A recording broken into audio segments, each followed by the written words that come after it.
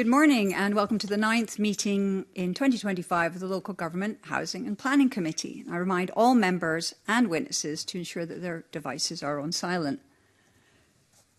Fulton McGregor is joining us online this morning, and we've received apologies from Alexander Stewart and Megan Gallagher, and I warmly welcome Graham Simpson to the meeting. And as this is his first time attending a meeting of the Local Government Housing and Planning Committee since becoming a substitute member, so the first item on our agenda is to invite Graham to declare any relevant interests. Well, I'm pleased to be here, Convener. I was on this committee in the last session. I'm looking forward to today, and I have no interest to declare. Okay, aside from the fact that you're convener of the cross-party group on housing, so you're definitely interested in this topic, which is great. I'm definitely interested. Yeah, wonderful, thanks. The second item on our agenda is to decide whether to take items 5, 6 and 7 in private. Are members agreed? We're all agreed, thank you.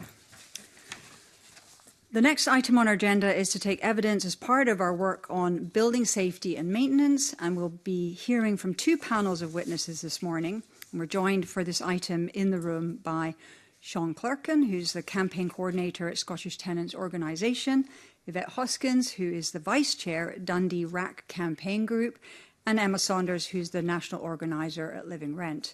We're joined online by Aoife Deary, who is the senior social justice policy officer at Citizens Advice Scotland, and Shona Gorman, who is the vice chair of Tenants Together Scotland.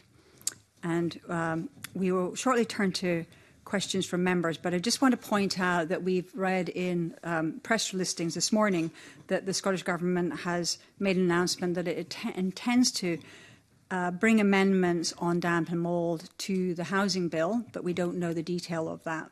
But I think it's still important that we have our conversation today and hopefully help them on those amendments.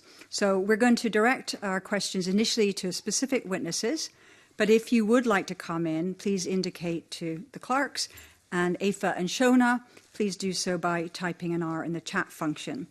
And also, one last thing for you to think about, you don't have to operate the microphones, we'll do that for you. Okay, so I'm going to begin with some initial questions around tenants' experience and landlord practice. And this is primarily directed at, the other thing I wanted to say is the session is split. So we've got damp and mould as our primary focus for the first few questions, and then we'll move to RAC. So you may feel like we're not asking any relevant questions to your specific area initially, but we've definitely got questions for you. So this first question is really focused for Citizens Advice Scotland, and maybe Aoife, I'll direct it to you initially. Living Rent, Tenants Together Scotland, and the Scottish Tenants Organisation. So yeah, I'm going to cue you up, Aoife. So I'd be interested to hear from your perspective how the volume of tenant complaints about damp and mould in their homes have changed over the last couple of years from the work that you've been doing. Thanks, Convener, and thanks for having us along to this morning's session. You'll have seen in our written submission that we deal with a very high number of repairs issues, about 6,400 last year, and we're currently refining our data collection to better understand damp and mould within that. We're told by advisors, though, that this number of damp and mould cases that they see, though not officially logged, remains a stubbornly high proportion of all repairs cases. So it's very much a prevalent and damaging issue that our advisors deal with every day. Often the cause or consequence of another repairs issue. And I think what I really want to emphasise is the impact on people. This just can't be emphasised enough. Time and time again, advisors tell us about the negative impact on mental and physical well-being, in particular the link to respiratory issues and stress and anxiety, irreparable damage to belongings, including furniture, financial hardship that's caused, replacing such items and often paying 2 rents as well as they try to move to another property. They tell us about families being unable to live safely in their home or use all rooms in their homes, and worst of all, people becoming homeless. And it's worth noting as well that many homeless accommodations also suffer from quite serious damp and mould. So just to round up, I'd just like to share a quick case study to which really illustrates some of the issues I've spoken about. So Laura and her husband approached their local bureau in February of this year as the temporary flat they'd been allocated when they became homeless was mouldy, damp and cold. There is mould all over the walls, which are often damp to touch, and the windows are not airtight, so they let the cold air through. Their bed is wet to touch because of the conditions as well. Laura stated that they were spending approximately £12 a day to try and heat the flat, but they were struggling to afford this on their low income. The couple had gone to speak to the council 2 weeks previously and were told that someone would be in touch, but they've not yet heard anything. Laura is currently pregnant and her midwife has said that they would provide a letter for the council explaining how the accommodation is not suitable for her or the baby. Laura has also lately been having difficulty with her breathing and has been experiencing an ongoing cough. So that hopefully gives you a sense of just one person's experience of damp and mould. Much for that, Aoife, and yes, that's certainly a pretty horrendous experience, and I'm aware that myself and colleagues all have similar kinds of cases in our inboxes, and that's particularly why we've kind of picked up and pursuing this area of evidence taking. Anybody else want to come in, add anything more? Emma? Yeah, thank you, and good morning, everyone. Very glad to be here. I think, just as Aoife said, in terms of the volume, it's hard to know because it's hard to sort of have a baseline. And I think in terms of data, that's one of the things that we're a bit concerned about, is the data reported in Scotland feels very low, by contrast both to our experience and to what's happening in England or the rest of Europe. So in Scotland, it says, oh, it's about 10%. And I think Wheatley Holmes had a statistics that was even lower. And I think in our experience, that just doesn't chime with reality. So we do wonder about sort of more extensive data collection to understand what is going on, and more extensive data reporting, especially from social landlords, because the numbers being reported does not correspond to our members' experience in practice. I think if I can sort of create subsets of data almost, so for social housing and council housing, what's going to often happen is that people report this all the time and are ignored. So their housing officers will tell them, but you don't know how to boil potatoes. That's a direct quote. You don't know how to sort of hang your laundry, etc. And it's not individual issues. And I think there's been ongoing sort of national guidance that this is not an individual behaviour issue. But at the local level, this is still what housing officers say. And I think that compounds the issue because it makes tenants feel crazy. And so they're raising this over and over again, and they're sort of gaslit. And I think then for private sector tenants, they're afraid of raising it because if they raise it, they're afraid of facing eviction. And that's been something that our members have experienced, of raising issues with mould and damp, and then 3 months later receiving an eviction notice. And then lastly, as Aoife says, in temp housing, that's often really poor housing condition with a mixture of mould, damp, sometimes mushrooms, sometimes pests, rats, etc. And I think people feel it's very difficult to raise issues because there's no other option. Where are you going to go? And so I think it's really important for the committee to understand the different problems people are facing. I'm not going to talk about, the physical, mental. There's also social problems when you have mold and damp. You won't invite people home. You can't invite potentially elderly relative to provide care, etc. It really disrupts your life.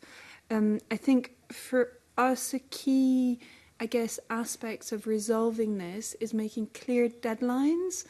If you raise this, this is what your landlord should do. And if they don't do this, then these are the recourses to justice that you can have. You can go to tribunal to get a repair order, or you can get compensation. and that's the last bit of information I wanted to share, is that we have more and more lawyers getting in touch with us because they want to speak to our members to pursue personal injury claims.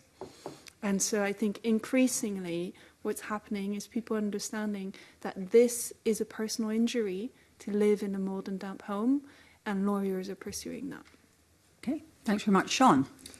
Yeah, the fact is that over 90% of our casework is with tenants who have got rampant damp and mould. Essentially, what we have is an endemic problem of damp and mould that is blighting the lives of hundreds of thousands of tenants across Scotland. And we believe, like Living Rent, that we face an imminent public health crisis. To take an example, two of our clients who have given permission for them to be named today. One is a chap called Alex Gordon. Now, Alex Gordon essentially has lived in a mould and damp home since 2010. And in that home he's lived in since 2010, he has actually caught aspergillosis. And aspergillus is mould spores in the air.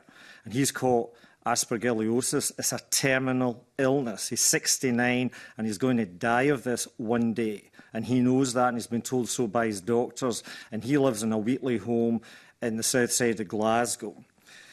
So basically, he's got a terminal illness as a result of being exposed to mould over a period of 14 years. Now, he himself said that he had a damp and mould in his home for years, and Wheatley said, no, you don't. They did physical inspections just by viewing it, just looking. You don't have it. But two independent studies show from expert witnesses show that he has rampant damp and mould in his home to the extent he was removed, and Wheatley were forced to spend 5 weeks removing the mould. A second case is a woman called Michelle Ewer. Now, I'm representing Michelle Ewer. Now, she has been named in the Herald newspaper recently. Now, South Lanarkshire Council said it was only condensation, but she said, the tenant said, no, I've got damp and mould, in my cavity wall insulation, etc. It's the structure of the home. To the extent that our 2-year-old boy, Leighton, has repeated chest and respiratory infections, and he nearly died a few weeks ago, to the extent that very recently the two housing officers and an inspector came to the home late last week and told her, you've got to clear the physical mould, you've got to clean it up. And in addition, the tenant, Michelle Ewer, asked, why would I have to clean it? Because I have a severe asthma. And yet she was being demanded. We've got this on tape, by the way. It will be coming out in the media shortly. They said she should clean the mould up, and she's asthmatic.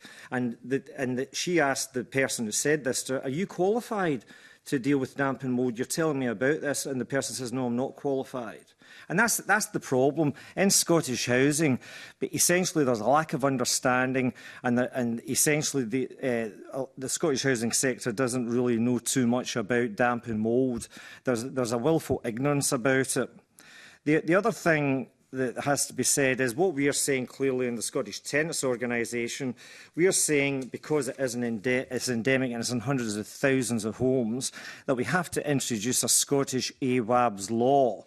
And what we are saying is Sorry. I'm just going to stop you there because we actually have specific questions about AWAB's law, so we'll come on to that. I just don't. Right. I want to just to finish by saying that what we really do need is that the tenant is always placed by the landlord as the expert, as the burden falls on the tenant. They have got to make the complaint. They have got to do this. They have got to do that. And the bottom line is that landlords are actually, the tenant is not an expert on damp and mould.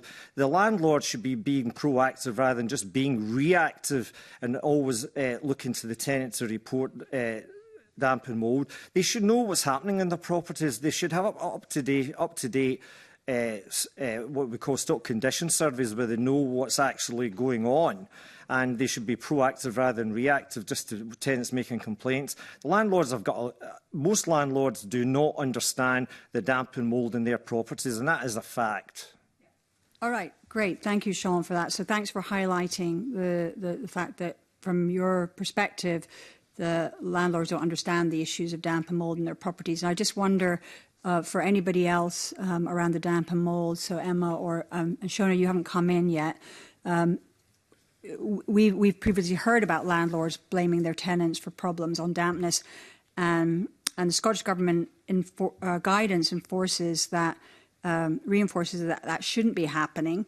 So I'd be interested to hear maybe from Shona or Emma, have landlords' attitudes to tenants reporting damp and mould problems changed, or is there still a blame culture, as Sean has been highlighting? Shona? Yes, good morning. Thank you, Convener. And thank you so much for the opportunity to be here today. These are pretty horrific examples that we've heard already this morning. And whilst I think many more tenants are now reporting damp and mould to their landlord, where they wouldn't have in the past because of a tenant blame culture, I'm not certain that they're getting the response that they should have. However, I'm also not certain that this is the landlord not wishing to deal with the matter.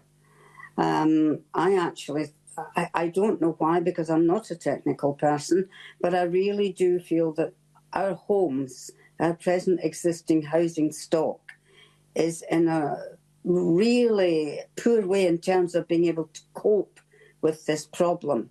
Now, whether that's to do with how it was built in the past, I don't know. Is it to do with climate change and increasingly damp conditions? Again, I don't know. I imagine most of these things will come in to the issue somewhere. But certainly we don't as yet seem to be able to deal with this problem satisfactorily. And anecdotally, I've heard of neighbours being told that you need to open your windows more. And another neighbour being told, you're opening your windows far too much. Now, I mean, clear, like, whether these words were actually said, obviously I don't know, but that's the perception the tenant was left with. So we really seem to have a long way to go to collaboratively working as landlords and tenants to get rid of this problem. Is it lack of maintenance on existing housing stock? I don't know. But it's a very worrying problem, and we don't seem anywhere close to dealing with it effectively. Okay. Thank you. Yeah, thanks very much for that. And hopefully we've got a panel of a couple of architect experts that are going to be joining us after this panel, and maybe we can shed some light on those questions that you're asking in that. I'm going to move on and bring in Willie Coffey. You've got some specific questions for people. Yes, thanks very much. Good morning, everybody in the panel. Just before I get to my question for tenants together, see all the examples that people have cited just now and in previous years. Is it your experience that the damp and mould is already there when people get the tenancy? It's not something that just occurs after they take up the tenancy. That's my experience over years on the council and years in here as well. That the damp and mould is there in the first place.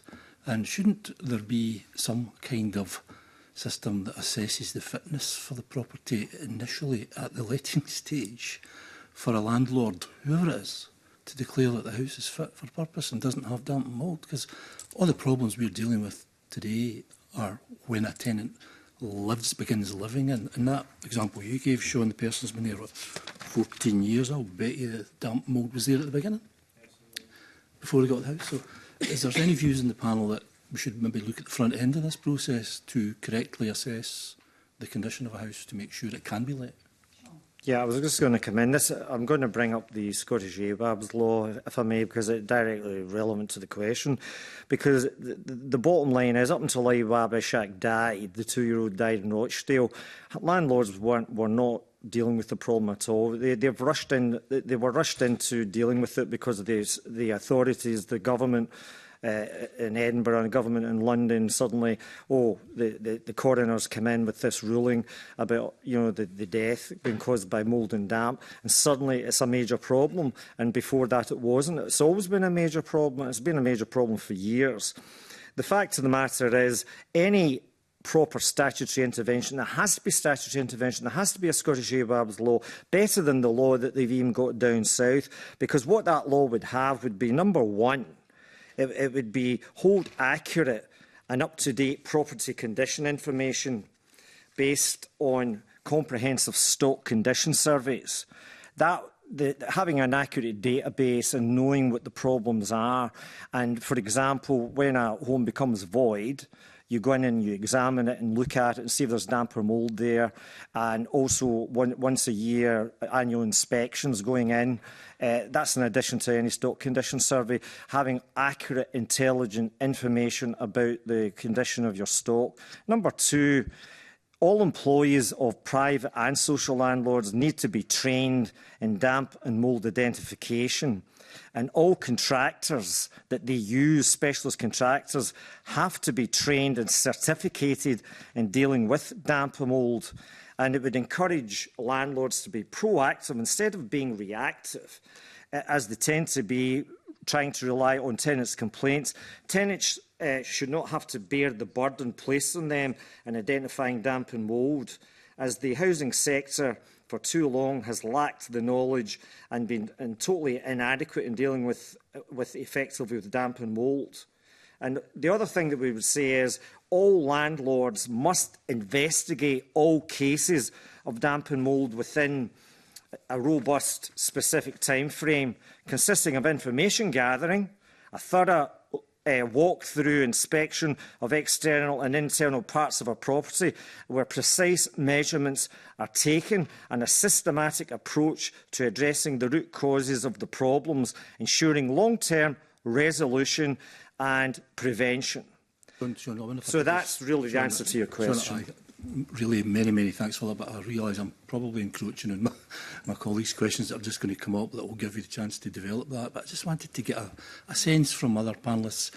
Do we think we need to do something at the front end of the letting process of a tenancy to make sure that tenants can be assured that the house they're going to get does not have damp and mould present? Is that a good idea?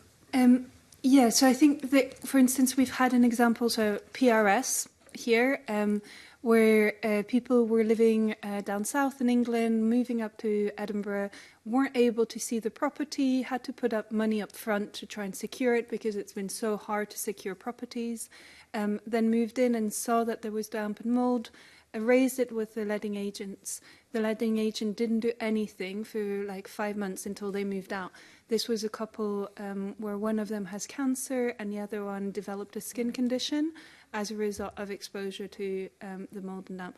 So I think it could be helpful. I think the problem here is people are so desperate for homes that they are just going to do whatever it takes to secure a home. So I think for us it's much more about clear penalties and clear processes to report when this happens. Here they reported it from the get-go. They moved in, they reported it. And yet nothing was done because there's no penalty for the letting agent or the landlord. Okay. Is there any other views of the panel about that? My point about having some kind of front-end assessment of the condition. I believe Aoife wants to come in. Aoife, right. Thank you. Yes, I think this is a really good suggestion. And I think particularly from the social sector, there are pre-tenancy checks that are carried out. So it feels like this could be could fit quite well in there. And of course, we would hope this would happen anyway, that there would be an assessment of the habitability of the property and that landlords wouldn't try to house anyone in unfit housing. But we are in the context of a national housing emergency, and I imagine that plays into this as well, that social landlords are under a lot of pressure to turn around voids, but at the same time they really should not be letting out unfit homes. So I think this speaks to a wider issue of the supply of affordable housing too, in tackling this. I would just echo as well what Emma has said. People are just desperate for homes, and it is our experience, and we've got a huge number of cases where people have moved into homes, as you say, Mr. Coffey,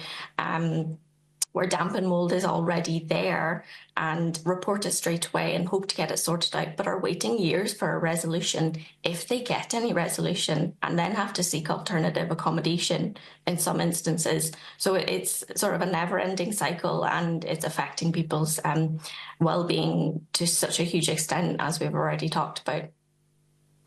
Any other comment on that? Oh, sure. Right. Yes, hello. Yes, Mr. Coffey, I think that's an excellent idea, and definitely something that should be pursued. But I think we need that, but we also need, I think, for landlords to be talking to the incoming tenant, to be, when they show them the house, I think they should very carefully show them how the heating system works. I think they should be able to give the incoming tenant an idea of the cost of that heating system and talk quite honestly and openly with them as to whether they're going to be able to afford that. Also, in a house, maybe you've got ventilation fans in a bathroom or a kitchen. You know, please talk to the incoming tenant and assure them that this trickle fan will not cost them a fortune in electricity, even though it remains on all the time. Try and assure them of the necessity of it, of the fact that it's a positive thing to have. It needs to be a combined collaborative approach. But yes, in the first place, the home should be not just, you know, issues of possible damp and mould covered up, but the home should be properly fit for purpose and totally free of damp and mould at the time of letting. But again, as has been said before, in this time of housing emergency and people being desperate, it's very, very difficult to ensure this happens. Right. Thank you. Thanks very much for that, Shona. And it kind of leads me into the question I was supposed to ask at the outset to yourself. Your submission to the committee did highlight to us that there is some good practice or some positive work going on out there from landlords dealing with damp and mould. Could you just give us a wee flavour of what that experience is from your perspective, please? Yes, as we said, I mean, there are landlord actions because I think really, you know, in the best of worlds, landlords do not want to have this issue.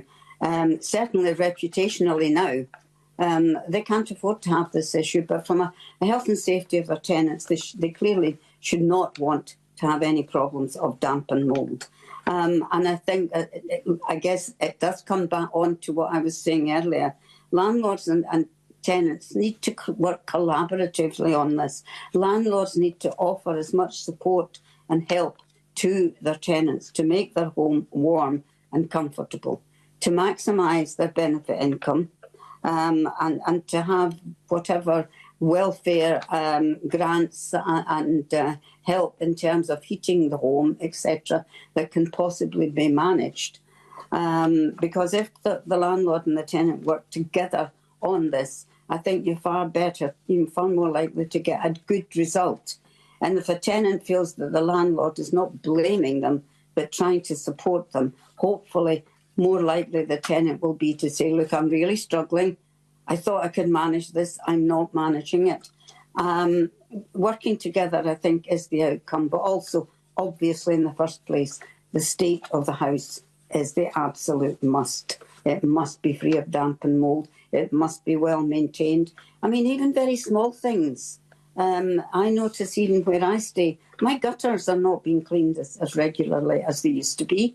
That may sound like a very small thing, but if a gutter is blocked up, then the likelihood is of damp seeping into the walls of my home and perhaps internally.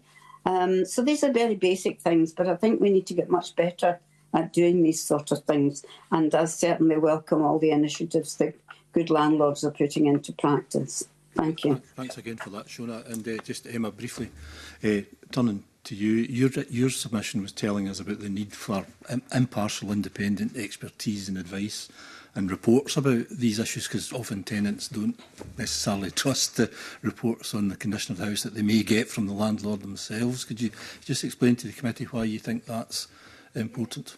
Yeah, thank you for bringing that up. I think, again, it is a different experience between council tenants, social tenants and private tenants. I think in council and social housing, often the report is very house-focused and does not look at the structural issues. So it might not look at the gutter, it might not look at the roof, it might not look at the fact that there's been new external wall insulation that's been brought in, and as a result the ventilation is not working. And so as a result, tenants do not trust the survey that's brought in, because it does not look at the whole factor, and so it gives quite a stock response that does not feel appropriate to what people are living. Who should do that kind of assessment? Who should do it? So again, this it's hard because it's hard to think about having a whole new system which is very expensive to run when we know there's not enough money in the housing system. But if there was clear qualifications, and I hope the experts in the back can talk about this more, clear centres of expertise so that tenants know that this is thorough assessment, thorough surveying, and in the private sector as well, because we get surveys that tenants just don't trust, and then they get their own and it says something different. So something that gives a coherent story so that we can get to the root cause, because what happens is these surveys come out, tenants don't trust it because it doesn't reflect their experience, and then they'd redo it, and then 3 years later they're like, oh, this is really what's going on, what Sean was talking about. So yeah.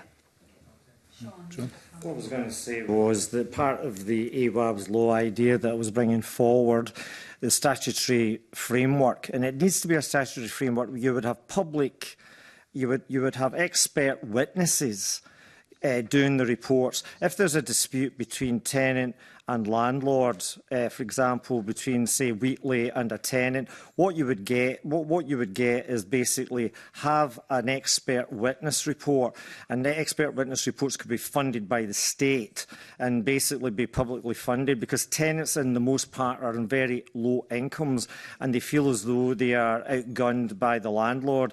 So the bottom line is, if we had expert witnesses funded by the state, there's a very good public expert witness in the West of Scotland, Professor Tim Sharp, and he does a lot of reports, and we also have Christine Riley Blake for Healthy Homes. Now, these are expert witnesses that are in this, that go in impartially, and they'll look at the damp and mould and come out with their reports, and that can be trusted by both the landlord and by the tenant.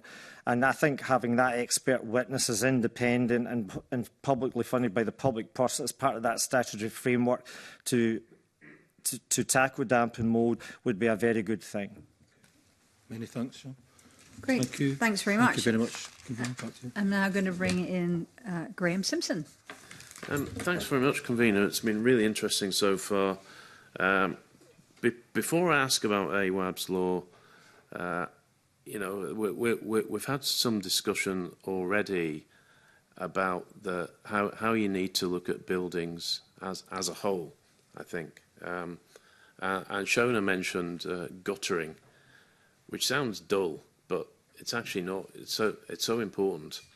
And I remember there was one of the flats I rented in Edinburgh, it was a top floor flat, and I could see the gutters from my window, and they were never cleaned. And I knew, this is just storing up problems.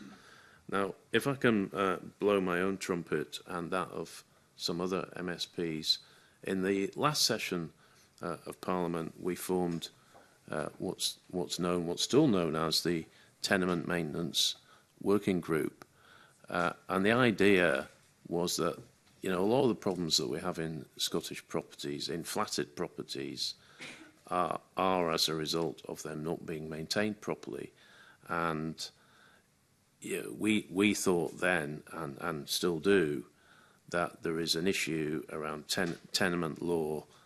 And the things really need to be done. It's now sitting. We produced a report. There were recommendations in that, one of which that there should be regular inspections of properties.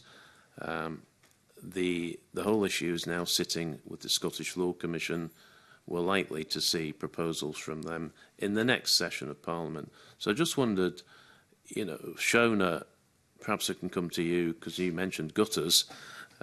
Whether you think, we actually, we're not just talking about people in rented properties, are we? We're talking about private homeowners as well, and we need to look at properties in the round. Yeah, yes, I think you're right. We do. This guttering thing's going to haunt me, probably, isn't it? And to my own landlord, please, I'm not suggesting you're not cleaning gutterings because you don't want to. I don't think that's the case at all. But I think these sort of things over, especially the last few years, over the period of COVID and over the period of so many repairs needing done and increasing costs, I think it has just slipped a bit from what it used to be. It used to be a regular occurrence. But as you say, it is fundamentally important that we do really maintain our buildings, maintain them externally, do everything we can to keep them wind and watertight and to keep the facade in as good a condition as possible. Because otherwise, obviously, the inside isn't going to be in a great state if it's not maintained properly. And I do think a lot of existing stock, over decades now, has not been maintained to as high a standard as we would wish. Thank you. And do any witnesses have views on the responsibility of factors to properly maintain buildings? Emma? Yeah, this is something that our members really do mention all the time, is problems with factors and factors not doing their jobs and not being able to hold accountable factors. And so anything that can strengthen the legislation on factors and factors' responsibilities would be really interesting. I think in social housing, I would echo what Shauna has said, is that we are seeing quite a few social landlords not doing regular maintenance work despite service charges increasing. And so I think that is creating a lot of frustration for our members because they do not see the gutters being cleaned. They have to do 6 months petitions to get one gutter cleaned, which seems out of proportion. And yet they see their services charge go up. So, yeah. Okay. So if I can just turn to AWAB's law. Sean, you've made a couple of lengthy contributions on this already. But I just thought it was worth setting out the background to this. So AWAB Ishak, age 2, from Rochdale, died in December 2020 after falling ill because he lived in a damp and mouldy home. And that's the background to AWAB's law, which is being introduced in England. It comes into force in October. Now, currently, as drafted, it only applies to social landlords, but the current UK government, has said it wants to extend that to the private rented sector. So now the Scottish government, as you've heard already, have said today that they wish to introduce an amendment or amendments, I don't know whether it's one or several, to the housing bill, which would tackle this. So I guess my question would be, should it, when they do that, should it be limited to social landlords, or should it apply to all landlords? Should apply to the private rented sector as well as the social rented sector. And the other thing is, the private rented sector and the social rented sector, I mean, the type of work that when they're dealing with mould and mould remediation is essentially they go in with an antifungal paint over the top of it, or put in false walls, and essentially that's the problem sorted. The problem comes back. What really needs to happen is the high standard of mould remediation has to take place, meaning that specific high standards have to be adhered to, meaning, for example, what Wheatley did in Alex Gordon's home. They were forced to remove all the plaster right back to the brick, dry the brick. In other words, it wasn't a case of a lick of paint. They had to actually go in and do the work properly. And that was why we had the court case, and they were forced to go back to the brick. Initially, when they just wanted to paint, just put some antifungal paint on. But 5 weeks, they had to go in and actually strip back to the brick and remove the actual fabric, remove the carpets, remove anything that had mould spores was removed and dumped out forever. And this is what has to happen when you're actually dealing with mould is dangerous to people's health. It is fatal to some people, especially if you suffer from respiratory problems. Now, this Michelle Year's 2-year-old boy nearly was asthma Ishaq recently. He vomited on his chest infection, and she was sleeping in bed with him, and it was only her rescuing him at the last minute that stopped him dying. Now, that is in Scotland. That's happened this year. And the council are now talking, oh, we'll move you now, we'll get you out. She'd been asking for this for months and months and months, and she was ignored. But it's only South Lanarkshire Council, the bad publicity from the Herald newspaper has convinced the council to make a move, and now they're at long last they're saying, oh, we can move you to a damp-free home. So the point I'm trying to raise here is that we have to have statutory framework, we have to have statutory intervention, because let's look at it. The Scottish Housing Regulator is only introducing 3 indicators of performance on damp and mould, but the actual reporting of this is not until 31st of May 2026. When they do the ARC, the annual return on the Charter. They only report on it in the 31st of May 2026. The voluntary approach and guidance approach is no use. We have to have a statutory intervention if we're going to save lives and to have long-term resolution and have the confidence of tenants in Scotland, both private and social. We need statutory intervention to help tenants because they're very much powerless against landlords at the current time. Right. Sean, your contributions are great, but they're quite long. So I wonder if you could just, have briefer contributions. That would be useful. Aoife has indicated she wants to come in. Aoife, be good to hear from you.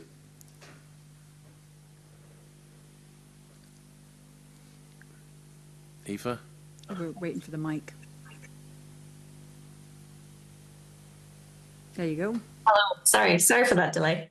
Yes, in response to your question, AWAB's law, if it comes to Scotland, absolutely needs to be extended to the private rented sector. I echo a lot of Sean's comments. I think, as we've talked about before, a great deal of support and training will be needed, though, to facilitate this. We have an underqualified sector. As Sean's pointed out, various measures happen in homes, but they're really not effective at all in getting rid of damp and mould. So we need a much higher standard of remediation, as I think he said. We investigated this issue 2 years ago in our repairs report called In a Fix, and we made some recommendations about what needs to happen, particularly to engage landlords, private landlords, and support them really to make necessary repairs, which includes damp and mould.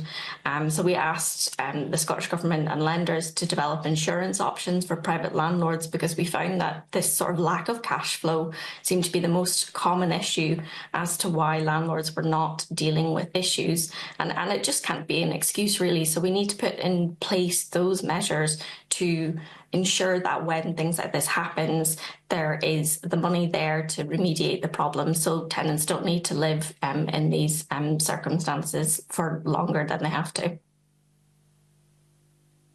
Thanks, Aoife. I think it's a really good point, and I think I'll go away and read that report now you've mentioned it, and I've made a note of it. Can I just put, if I could sort of play devil's advocate here, because there was a submission from the Scottish Federation of Housing Associations who said that an AWAB's law for Scotland might be counterproductive.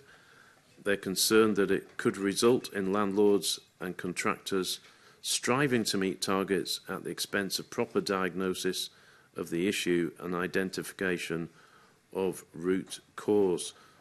So I guess what they're saying there is that we could have a number of just quick fixes, just slapping a coat of paint on, without actually finding out what the cause of the problem is. We've got another panel. The panel after this are architects who will know the details around this. Emma.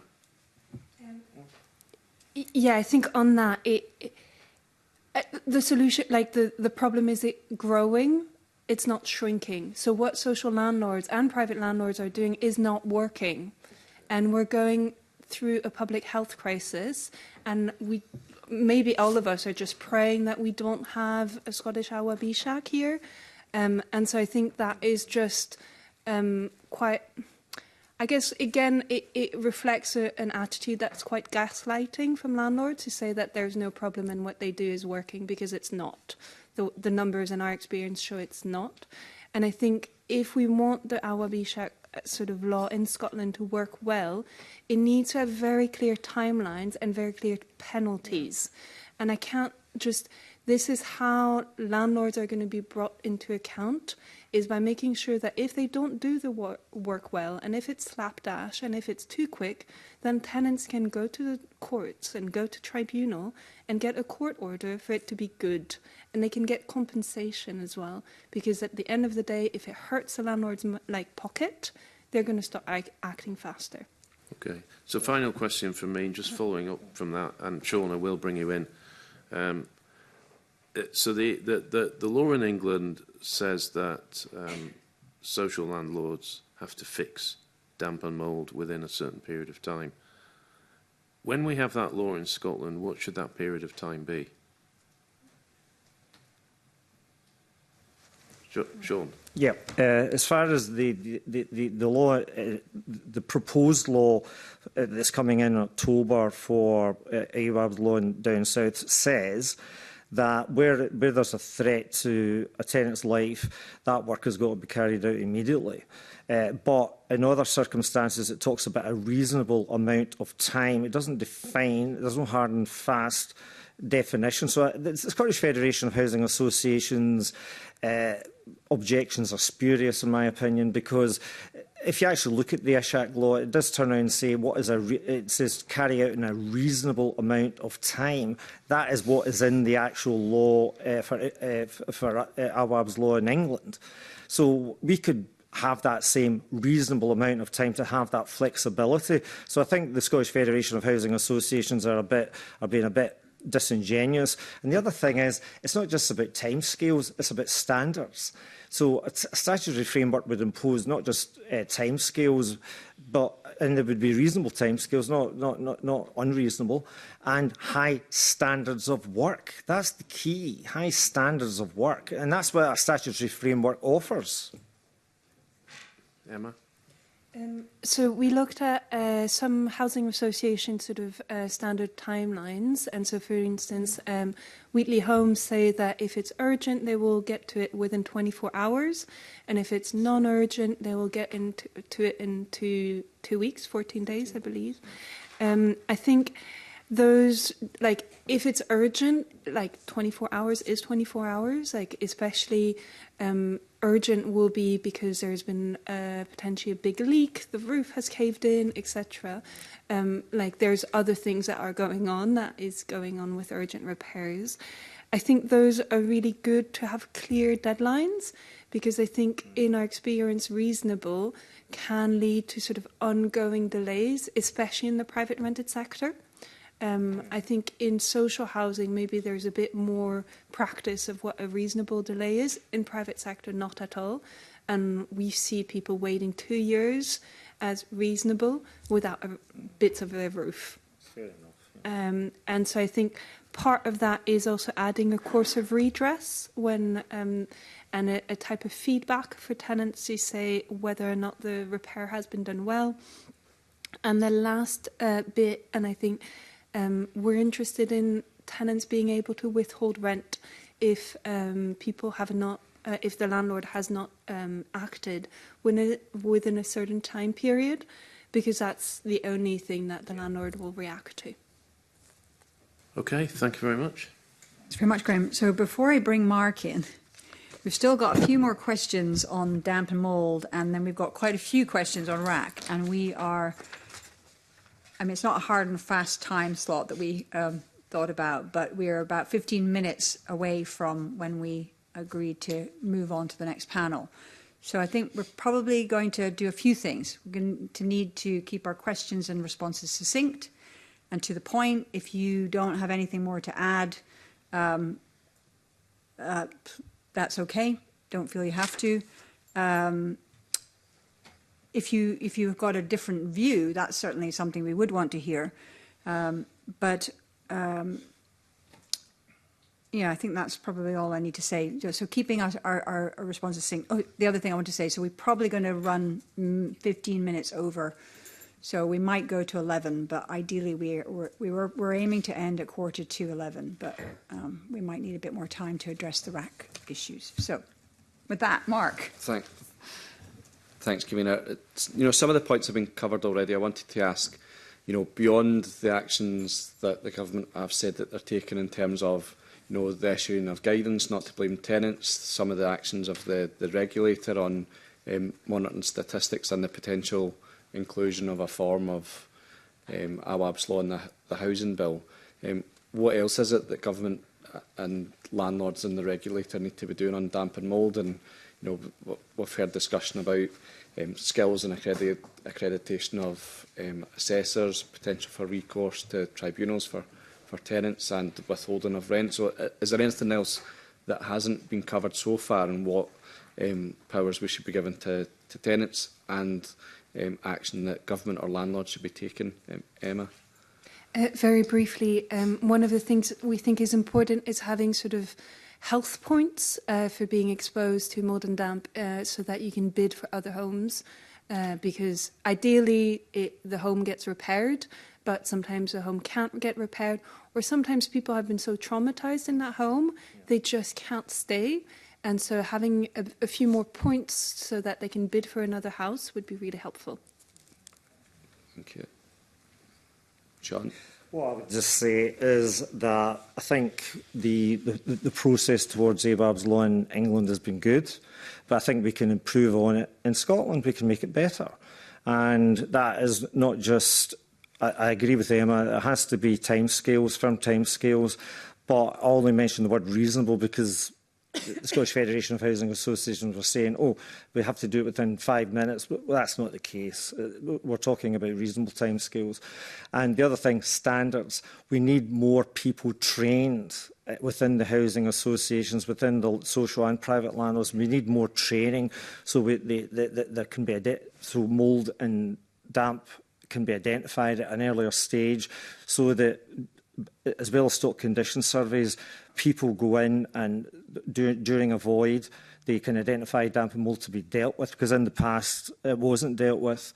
And also in annual visits, look for damp and mould. Damp and mould, damp and mould has got to become a #1 priority amongst the authorities in housing, which it has not been in the past. It was a low profile until the Aswad Ishaq tragedy, and it should be a very high priority for everybody, because tenants' health is at stake, their children's health is at stake, everybody that lives in that home, his health is at stake. Now, I've just drawn your attention to a 2-year-old nearly dying this year, and also a man who's 69 who is dying of severe mould allergy and has been told so by his doctors.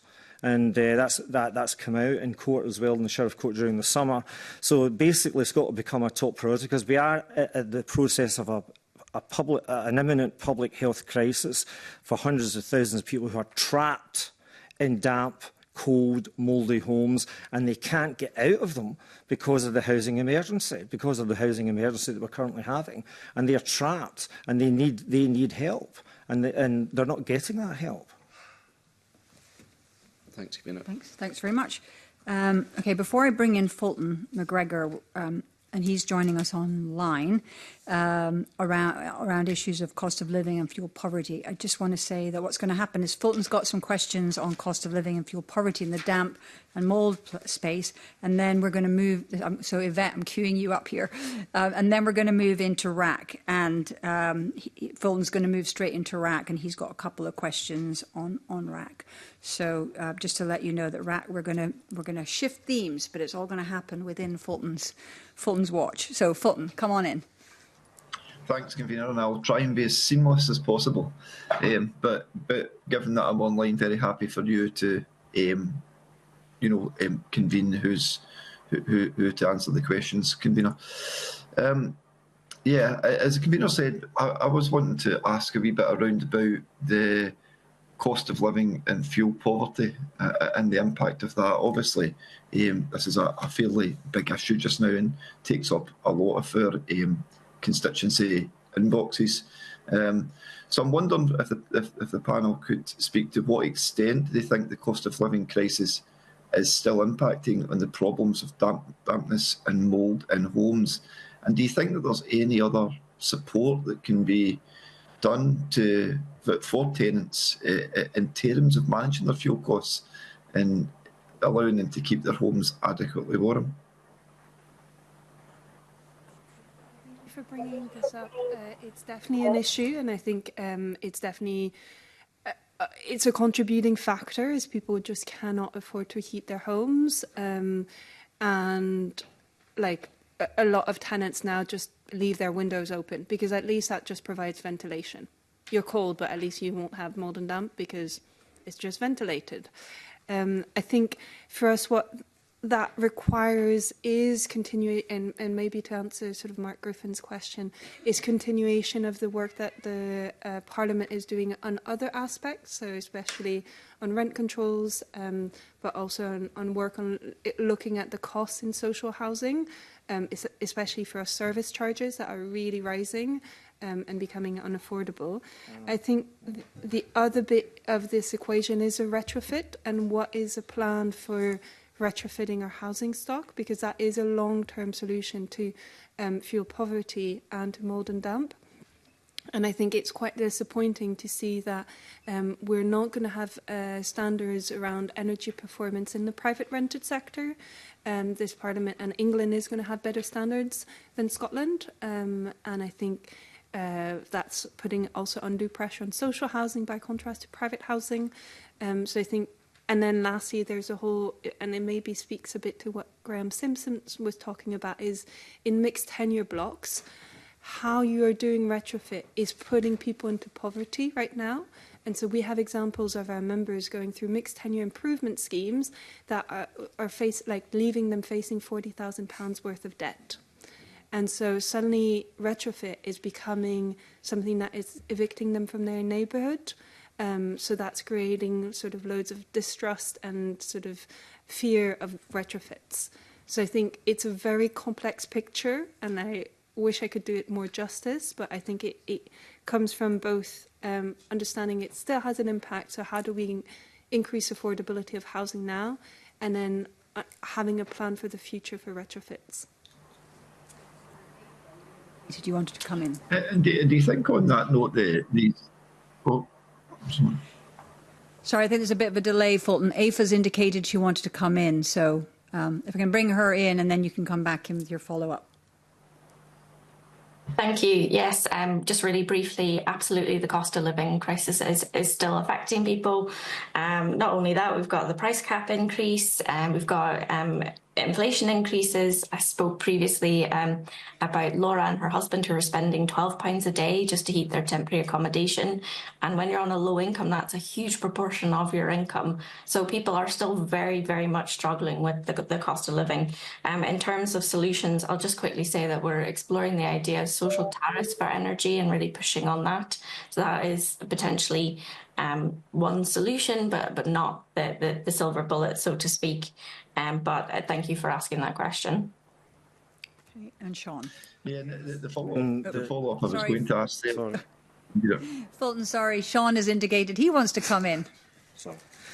The cost of living crisis is about to get a lot worse come the 1st of April, when we're going to see energy prices, if you add them up, October, January, April, an equivalent of an 18% increase. You're seeing the cost of water going up. You're seeing the cost of everything going up, council tax, the whole thing. And it's going to really generate a lot more and worse fuel poverty for tenants. And the need for a social tariff now for heating is unquestionable. We need that social tariff for low-income groups, for groups that are struggling. And most tenants are struggling, and they were struggling, but it's going to get a lot worse. And what you're going to see is, come next winter, you're going to see people not turn their heating on and keep their windows shut and no ventilation because they're freezing. and they can't afford to open their windows because they're going to freeze, but they can't afford to turn their heating on. It's getting worse day by day, month by month. And the bottom line is that the state, i.e. the governments, Edinburgh or London, need to introduce social tariffs, and they also need to subsidise retrofitting. And the bottom line is, what an ideal opportunity it would have been, instead of this weekend knocking down 4 tower blocks in the Wynford area, Mary Hill, that could have been retrofitted and given to homeless families in Glasgow. That would have been the best solution of all. And the bottom line is that's an opportunity that's been badly missed. And we were saying that at all times. So tenants are suffering, and it's going to get worse. And they need help. Because I'll tell you right now, amongst the tenants I've been dealing with, there is a rise, and there will be a rise in social unrest in Glasgow and other areas come after April when these price increases happen. There's going to be social unrest. That is definitely on the cards. Okay, thanks very much for that. Fulton, I think you can come in now with your next questions. Yeah, well, I was also going to ask the panel about their views on the proposed cuts to the UK government proposed cuts to disability benefits and how they thought that might impact as well. But I think we have covered this a wee bit. But I wonder if maybe one of the panel would maybe want to come in on that if that's an area of concern. And obviously these are proposed cuts at the moment. But, you know, of course, people that are receiving disability benefit are some of our most vulnerable people in society. Yeah, I think, Fulton, just given time, I know that's an important part of it, but it's slightly off topic, and it would be good. I think you've got another question to ask. If you could just go there, that would be great. And other people can somebody can add a response to that. Do you have another question? Yeah. Thank you. Yes, I do, and I'm happy with that proposal. That if somebody wants to comment on that in the next question, that's absolutely fine. My next second question for the panel is: the Scottish Government has said that it will not progress with the heat and building bills as it's currently drafted until it is satisfied that the interventions in it will decrease fuel poverty at the same time as decarbonise homes. So what impact do you think this might have on preventing damp and mould in homes, and what should be included in this bill to alleviate the problem? Again, convener, happy for you to pick up who's wanting in. Okay. Anybody got any comments on that question? Emma. So I think the impact is sort of, what's the expression? Like pushing down the line. So we're going to just fail to meet standards, and it's just really a missed opportunity. Like, we know the fuel crisis is hitting people hard. We know that climate change is sort of it's becoming more and more a part of our life. And we know that we need work for our skilled people, and we need trade union work for people. So it just seems like a mass retrofit programme that is led by having clear standards that should be outlined in a heat and buildings bill would be a perfect opportunity for Scotland now. So it seems like it seems a lack of vision and a lack of sort of wanting to drive standards up. I think it's especially a problem for private housing, where more than 50% is energy performance D or below. And I think what that will mean is that we're going to have potentially a two-tiered sector where sort of social housing is going to have standards that they follow, and then private housing is going to just decline and decline more. So that's, in short, what some of the impacts. Thanks for that. I don't see anyone else indicating to come in on that question. So, Fulton, if you want to... Yeah, I think Emma's covered it. It seems that Emma's covered it well.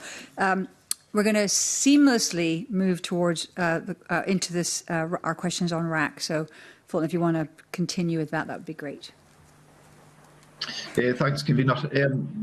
On RAC, the Scottish Government has argued that RAC remediation work is solely a matter for homeowners and landlords. What is your view on this approach? Yvette, come on in. Good morning. Thank you for having me.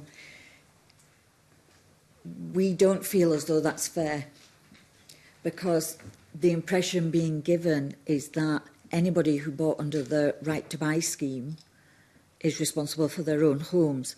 However, they were sold their properties as anybody else independently since then, without knowing there was RAC in their properties. It needs to be, the funding needs to go further.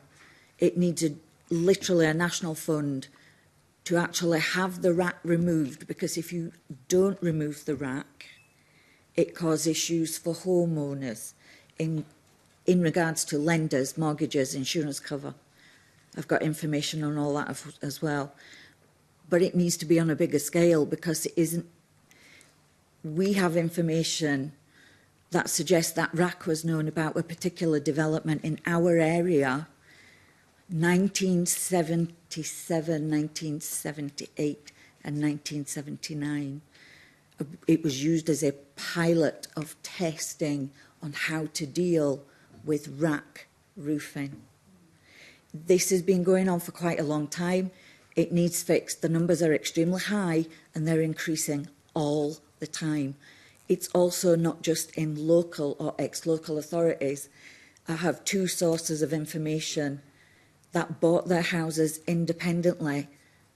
They were built and designed by an independent developer in 1961. What was acting as their floors in the bedrooms, bathrooms and everything on the upper structure was acting as their ceilings above the living room, dining room, kitchen, everything downstairs. They weren't told about that RAC when they received a mortgage, because that isn't being disclosed, unlike local authorities now looking at housing stock, as well as independent housing associations. So they were able to get a mortgage well after local authorities and independent housing associations declared their housing stock with RAC. They had then to rip out their whole floor within their home because it was unstable. There's another one not far from them that is currently in the process of privately trying to remove the same issue. They're in the process of moving their RAC floor, RAC ceiling in the middle section of their house, one up, one down. Okay, thanks for that. I think, Fulton, you can go on with your next question. Thanks, Convener. People seem to be really heeding your earlier call. So the next question to the panel is, how would you characterise the experience of tenants who have been decanted from socially rented homes with RAC elements to alternative properties, and what issues have arisen and how best do you think these could be addressed? Okay, Yvette. In our local area, I have met with over 3,000 residents in RAC-affected homes. That's homeowners and tenants, but some of these tenants are still living in conditions that have already been previously mentioned by the rest of the committee on the panel, where the RAC is slowly deteriorating and already cracking and breaking away. They have not been decanted. Some of them literally are still living in their homes. Unfortunately, because of the housing crisis that's in the whole of Scotland, they have nowhere to put them. Thanks. Anybody else want to come in on that one briefly? Or has Yvette covered it? Certainly meeting 3,000 people is a lot. Yeah. Sean? I mean, just to say that the reinforced autoclaved rated concrete is highly dangerous. And essentially, I think the governments have got to intervene here to provide financial help to the homeowners. They've also got to provide new homes for tenants, because in the most part, the RAC homes will have to be demolished in the most part because they're highly dangerous. I mean, they're just waiting to collapse, and you can't have people living in conditions like that. They've got to be given new homes. Tenants have to have new homes built in their areas in Scotland. It's not a massive amount of homes in Scotland. We're talking about Dundee, Aberdeen and other parts. It's not beyond the realms that the Scottish Government could intervene here to accelerate house building, social rented homes for those people. And for the homeowners, I think that they should be given financial help, because I think they've just been abandoned. by everybody, so wash the hands of them. And I think the people need help. It's not their fault this happened. They need help from the state, and that's what the state's there is to protect its citizens, and that's what they should be doing. Thanks very much for that. I'm going to bring in Shona and then Emma. Thank you. Yes, the tenant experience in terms of RAC has been really awful, but also the homeowner. It's only recently some tenants, after months out of their home, having been decanted, have been able to get back and get some personal belongings. Quite often the decant properties haven't been suitable, maybe in terms of size or distance from schools, workplaces, sources of support. There's been the cost to tenants of purchasing furniture, practical items like clothing, and for some the impact on home contents insurance. And for homeowners, well, it's probably been even worse because they really, possibly they're still paying mortgages for these homes that they're not able to live in. And it's been a very, very distressing situation. There seems no immediate end in sight, and there seems almost to be not an unwillingness to take responsibility, but an inability in some cases to actually take responsibility for this. Because whether you're a tenant or a homeowner, this is absolutely, as has been said earlier, absolutely not your fault. And yes, I think the state does need to stand up and take some responsibility for it. And also, I think, a national construction database holding key details of properties in the housing sector, how they've been built, what's been used, etc., etc. That would be a very valuable asset going forward. Thank you. Okay. Thanks very much. Certainly, Shona, that's something that the committee has been interested in the idea that we actually keep an inventory on what goes into houses, and we know that kind of thing. Emma, you wanted to come in. Just briefly, another impact for the tenants that have been decanted is not knowing when they're going to be able to, or if ever they're going to be able to return to their neighbourhood. And I think that loss of community and that loss of place is something that people really, really feel, of like, actually, I don't know if I'll ever see my neighbours again, really, on a everyday basis. Yeah, that certainly can be very upsetting and unsettling. I'm going to bring in Mark Griffin with I'm going to bring in Willie Coffey with a question, and then followed by Mark Griffin. Thanks very much, Convener. It's just on the issue about guidance. The Housing Associations Federation were recommending to us that we need proper guidance for surveys and so on for domestic properties. We've got it for non-domestic. Does the panel agree with that? Do we need to extend the scope of guidance that we need in this situation to deal with that? Yvette. Apologies, I'm full of information. Quiet for so long, and now you get the opportunity. It's wonderful. We have received lots of information from tenants, including mixed blocks of flats with tenants and homeowners. It appears that local authorities and particular governing bodies are not actually doing any readings of any kind to determine, they're not taking any deflection readings to then determine what tolerance read it in. That potentially puts it in the category of red, amber or green and tells you whether it's critical or it's actually in really good condition. They are just walking in and just doing a physical check, including assessing it if it's got coverings or sheeting on the roof. You cannot physically see the rack panels. We've also determined that from a structural engineer, without the initial reports of building plans and so forth, it's hard to know the length of those panels and the depth of those panels. If you do work on one house, you could potentially affect the council tenants' homes next door and vice versa. But the surveys need to be wider. They've only done a portion of properties in each area. The rack panels can vary from property to property, but not every single property is being assessed. Would standard guidance cover that? I mean, if the issues are variable, wherever we see they're at, would standard guidance work? They did initially say that it was going to be intrusive, but you can't be intrusive because if you drill or core into the material, it weakens it. and it makes it deteriorate quicker. It's not as stable. Okay. Yet every single block of flat that's been built with rack has a roof hatch cut out into it so that you can have roof access over every single stairwell in every single block of flat in the whole of the Scotland. And it's the weakest point. But it's the information is not clear, in my opinion, because they're all doing it very differently.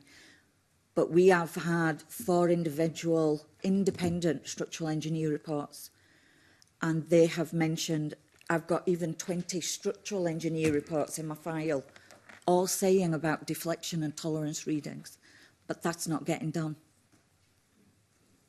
Okay, I mean, Sean, you mentioned Dundee and Aberdeen, so would the guidance that's applicable to, say, Dundee work for Glasgow? I mean, do you have to do well, this on an in individual Glasgow, basis? there's very few properties that are made of rack, you know, in Glasgow. All I do is say that the homeowners and the tenants need help, and the Scottish Government should be providing that help for them, because the total amount of properties, if I'm not mistaken, is about 4,000. Properties that are affected by rack in Scotland. So that's well within the realm of the Scottish Government's financial capabilities to help homeowners and tenants, because the rack properties are unsafe. The people will need to come out of them, and they will need to be demolished, and they need to be given new homes. That's what has to happen.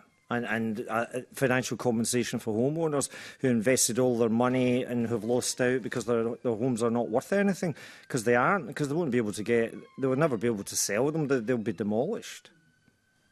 Okay. Thanks for that. Thanks very much. I'm going to bring in Mark Griffin.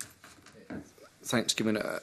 I just wondered if I can ask, are owner-occupiers been given any support at all if they're having to decant a property that's been certified as unsafe? Unfortunately not.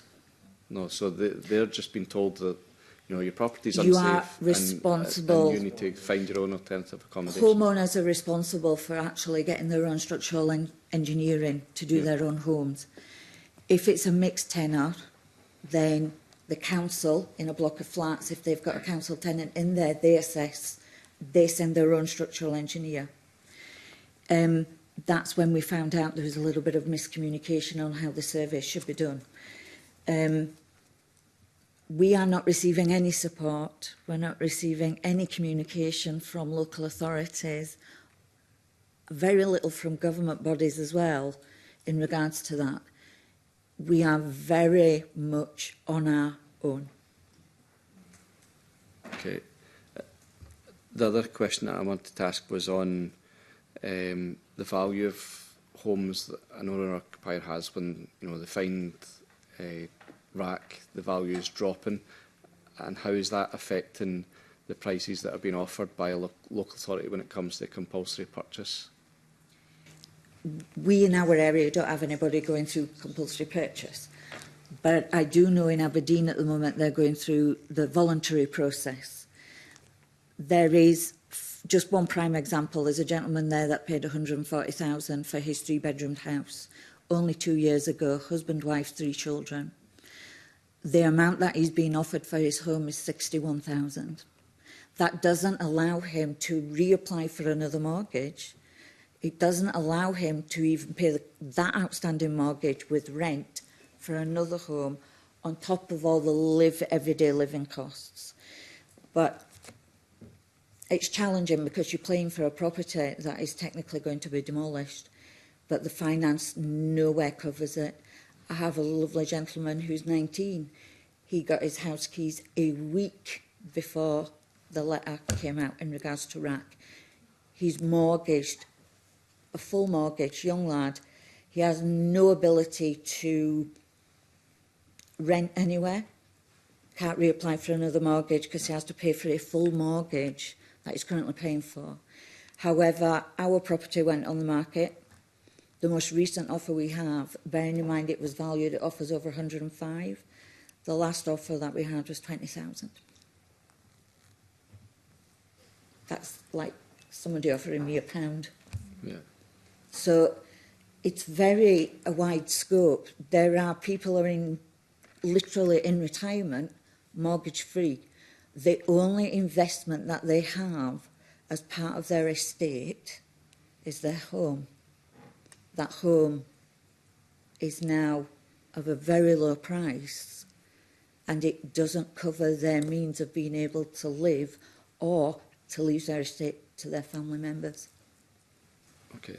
And the last question I had was just around in properties that can be remediated, and I'm thinking about properties that I have visited and talking, terraced rows, where you have panels of RAC that are crossing over property boundaries. Some are local authorities, some are owner-occupiers. So the local authority is proposing to remediate their stock. How can they remediate stock where a panel crosses from their stock into an owner-occupier, potentially leave that owner-occupier's property at risk of collapse, while not giving the opportunity for them to participate in a remediation scheme or seemingly any involvement at all in the works? No, it is. We have exactly that position outside of Dundee. We're supporting Angus as well. I've met all of the residents that live in every single home there. That includes tenant and homeowners, because that's what we're being a voice for. Both parties, not just homeowners. It can just vary a little bit. I have 4 independent structural engineer reports on 4 independent homes. Each one of them actually states that, for example, there is one homeowner in the middle. They have council tenants either side. It's quite common to see that, including flats that are all in one structure on the street, separate entrances, but co-joined on the roof. These 4 independent structural engineer reports that I have clearly state on them the homeowner in the middle can't do work on their property without potentially causing damage to the council properties either side, but also vice versa. Not one single tenant on homeowner can get any clear indication of building plans. All of us all over Scotland are being told that there is none. No builder will come along and touch those panels or that roof or know the extent of the work and cost up unless they know the length of the panels, how it's designed, the depth of the panels. It's very challenging because local authorities, for legal reasons as well as insurance purposes, are not allowed to spend local authorities' money on homeowners and vice versa. There needs to be funding there to create a whole package so that it's all systematically and collectively done together. Thank you. Thanks, Fiona. Okay. Thanks very much for that. And finally, on this panel, Yvette, you're doing such a great job. Thank you. I've got a question around what the impact of the presence of RAC in homes is having on owners and tenants' ability to obtain building and contents insurance. You kind of touched on that a bit, and you also touched earlier on the mortgage part, but specifically on the insurance bit. And kind of connected to that, is there anything you think the Scottish Government could do to support people in these affected properties in that regard? Yes. You can change, hopefully, and address the legislation. Mm-hmm. We have independently wrote to insurance companies, as well as banking, as well, CEOs of banking and their trusts. People with outstanding mortgages is obviously those homes, in a sense, is the bank's asset. They've invested money in that home. They will not become involved to help homeowners unless legislation is changed and guidance is being given by Scottish Parliament. Home insurers are exactly the same. But I have, as soon as we mention, or any resident, homeowner or tenant mention RAC within their home, they are getting their insurance policies cancelled. If you have existing insurance, then you can keep some of them. A very tiny amount may let you carry on the insurance with them, but you are paying much higher premiums because you have a roof with RAC. If that roof collapses, and I'm going to tell you that the potential of that happening is very minimal, but I do know it has actually happened in Angus, in one house. The tenant there, her ceiling collapsed and she's been decanted. That happened in July 2023. If that ceiling collapses, your insurance will not cover you for that roof, that structure. But if that roof causes any internal damage within your property, just say it's your kitchen ceiling that falls down, and because it's made of rack, they'll replace all the damage that the rack does, but not the rack roof. It's the biggest expense of a home. But tenants are in the same position with insurance. I have information from residents that is telling me the insurance companies are not renewing it at all, and some of them are living in their homes with no insurance. It's not good. Okay, so we needed some changes in legislation. All right, great. Well, thank you very much for coming in and responding to our questions. So that does bring us to the end of the panel. And look at that, it's 11 o'clock. I predicted that that's where we were going to go with the time. But thank you so much for joining us and really representing and being the voices for people. And we've heard some of those very difficult, challenging stories today from some of you. So thank you for bringing those perspectives, and we really appreciate that. It's something that the committee is very keen to do more work on, and it would be interesting to see what the amendments, certainly with the damp and mould, that the government's going to be bringing. So with that, I'm going to suspend the meeting for about 5 minutes so we can change over witnesses, and we can also have a little bit of a breather and a break. Thank you so much.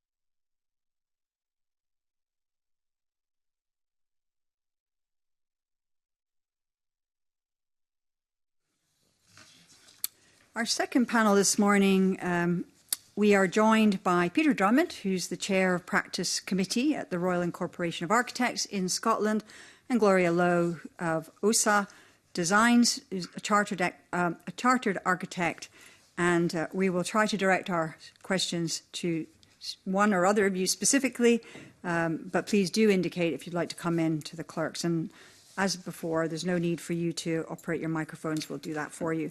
So before we get into kind of specific questions around tenants and landlords and what people should be doing or not, I thought it would be good if, and so this is specific, we're going to start with damp and mould.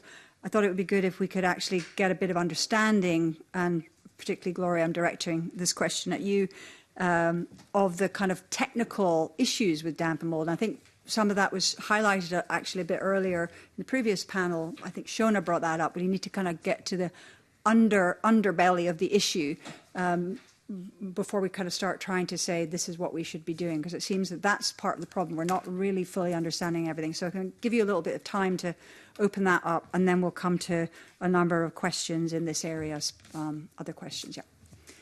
Yes, thank you very much for your invitation. I'm very honoured to be here. I'm an architect in practice, but also I teach building physics to the layperson through AECB and to master's students in the university in sustainable design. And I'm a researcher in moisture and building specifically, liaise with Strathclyde and Edinburgh universities in all the engineering departments due to its nature. It's a very complex issue. And so moisture in buildings is definitely a problem. I started this research actually because a client of mine had mold and damp issues in their home. So it's very relevant, and now I've gained that knowledge. I hope to share that with you to provide some understanding and basis that could perhaps inspire your decisions based on scientifically tested, proven and evidence-based solutions. So physics and politics actually share a key point in efficiency. The smallest amount of work you can do to make the largest impact. And for you to do that efficiently, you've got to understand the problem from ground up. And so I think the best way to bring this understanding is to talk about the ingress and egress of moisture to a building. And it's really important to understand there is both liquid and vapor involved. And they act quite differently, and they are both causes for damp and mold. So the first ingress, there's three main methods, I suppose, of ingress. The first one I'll talk about is from outside in, which is the more obvious one of liquid ingress, to do with leakages, maintenance and repairs that have been mentioned before, through cracks and gaps, and also through high external grounds, especially on slopes where there's hydrostatic pressure, which is groundwater pressure.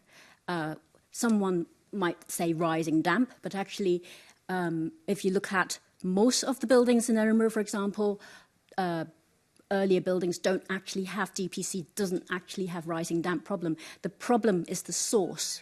Where does the liquid come from? So the source of liquid from the ground, source of liquid from rain, is what we're trying to combat. I'll come back to the egress later and dealing with that.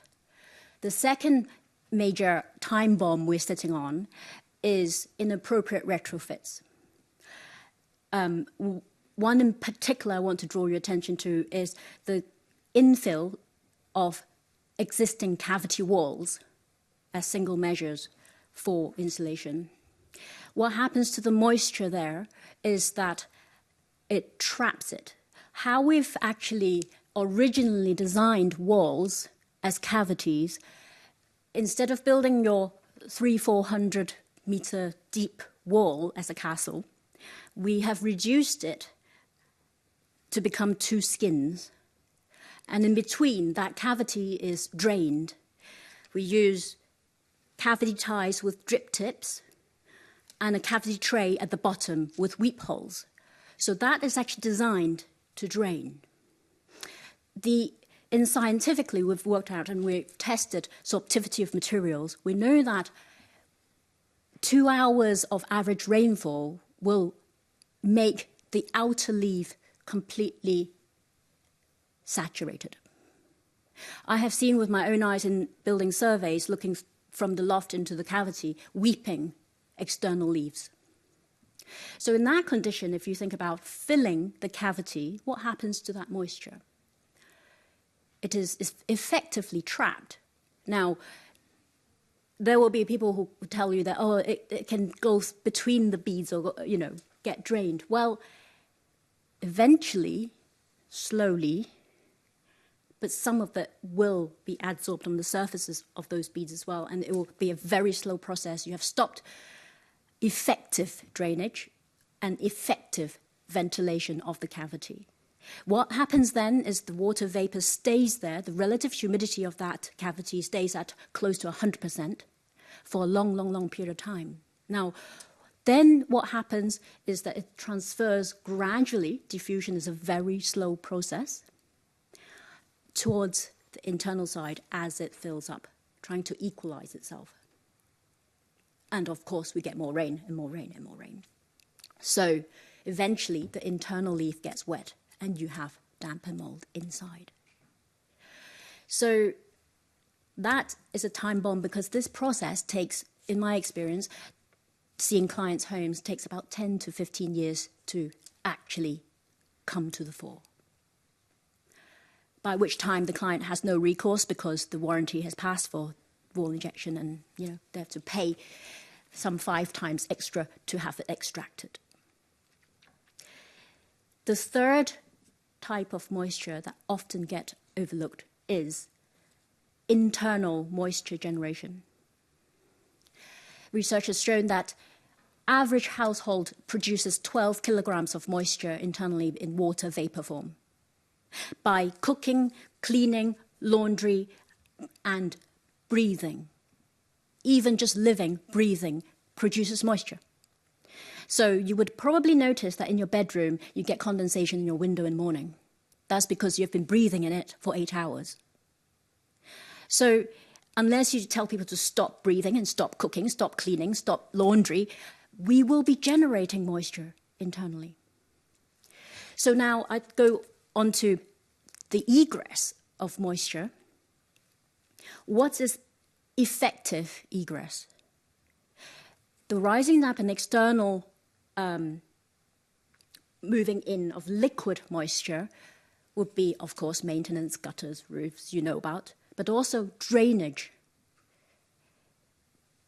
Even damp-proof courses, the first generation damp-proof courses are failing because it's a material that will eventually fail.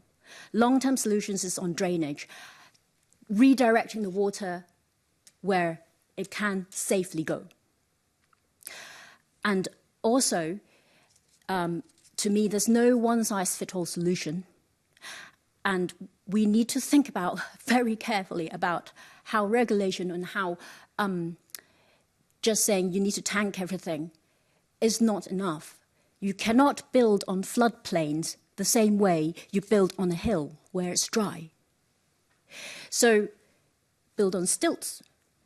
Switzerland does it, have carports underneath their houses where there's slope with runoff. You try to build in a sensible way so that water can run away safely. So that's drainage and method of building that needs to change altogether, not by just tanking. Tanking will fail under high hydrostatic pressure. Can I just ask you to explain tanking briefly? Tanking is basically using either bitumen or plastic or material that would that has a very low porosity or permeability, so the water can't get through. But eventually, if there are laps and joints, and there are parts of it, if it's continuously under strong water pressure, over time, it will fail. Thanks. So long-term solutions is drainage. And the second point is, second and third point of egress is related, is evaporation and ventilation. I hear a lot about ventilation earlier, but evaporation is a term that is often missed in this equation. Without evaporation, you can ventilate, you have to ventilate that much more for it to be effective. So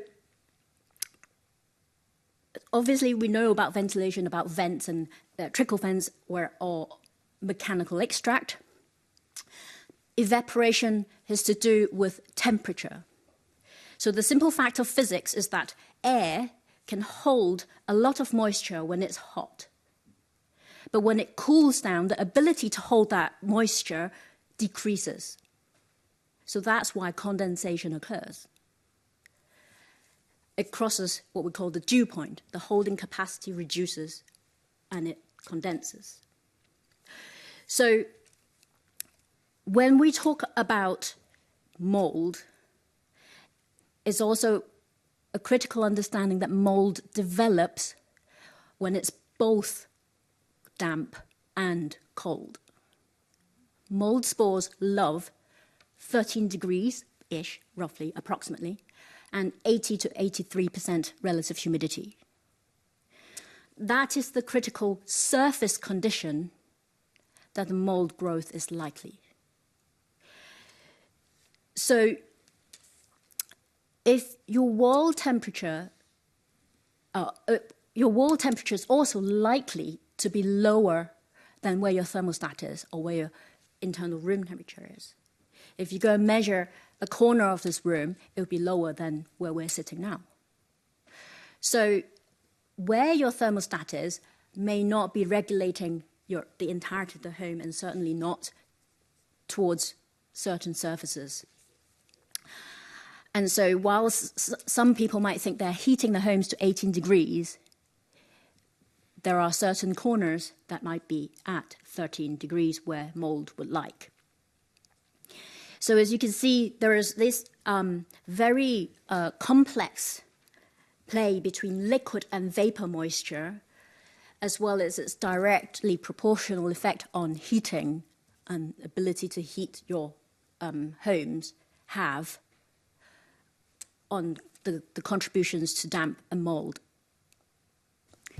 Okay, great. Thank you very much for that. I think that was really useful. I hope colleagues found that useful. I think these points around very specific things, like how do we design a home that kind of keeps us out of that zone of 13 degrees Celsius with that 80 to 83% humidity is quite an interesting challenge potentially.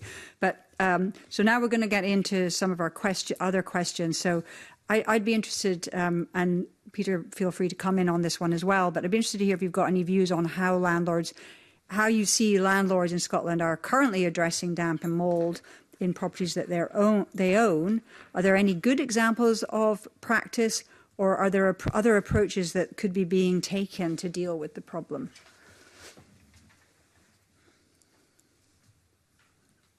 Gloria. So currently, I think there's a big pressure to extract or, give people even dehumidifiers, and that is the key strategies. But because evaporation hasn't been taken into consideration, so the homes remain cold. I think with the cause of mold, if we heat the homes and the people can't actually afford to turn on the extract, turn on the heating, turn on the dehumidifier, then that's not effective. There are effective solutions, which I would think is a long-term outcome, because it's a technology that is well known and scientifically proven is solar thermal, because once installed, it will work for many, many years at low maintenance costs. Systems that's installed 30 years ago had one slight maintenance issue with a pump, because it's such a simple technology. No further costs is required to run it. So it's a long-lasting, low-cost, low-maintenance regime that can help heat homes. And evacuated, the misconception about solar thermal and why it's not used is that, oh, we need heating in winter and it's cold. Is it effective? Well, actually it is. Evacuated tube solar thermal collectors operate on radiation from the sun, not on outdoor temperature. And it still has very good output when it's cold outside. Obviously, we would say fabric first, insulate, and keep your home warm. And the storage cylinder of the solar thermal system needs to be very well insulated too for it to work well. However, in terms of the actual application of this, once installed, it can give you very good, up to 70% of your space heating and hot water consumption in a domestic property. How it does that is because on the coldest days, which is maybe late January, February time, the diurnal range, the amount of solar radiation, the day length, is already moved on from solstice in December. So you are actually getting quite a lot more solar radiation on the coldest days when you actually need it.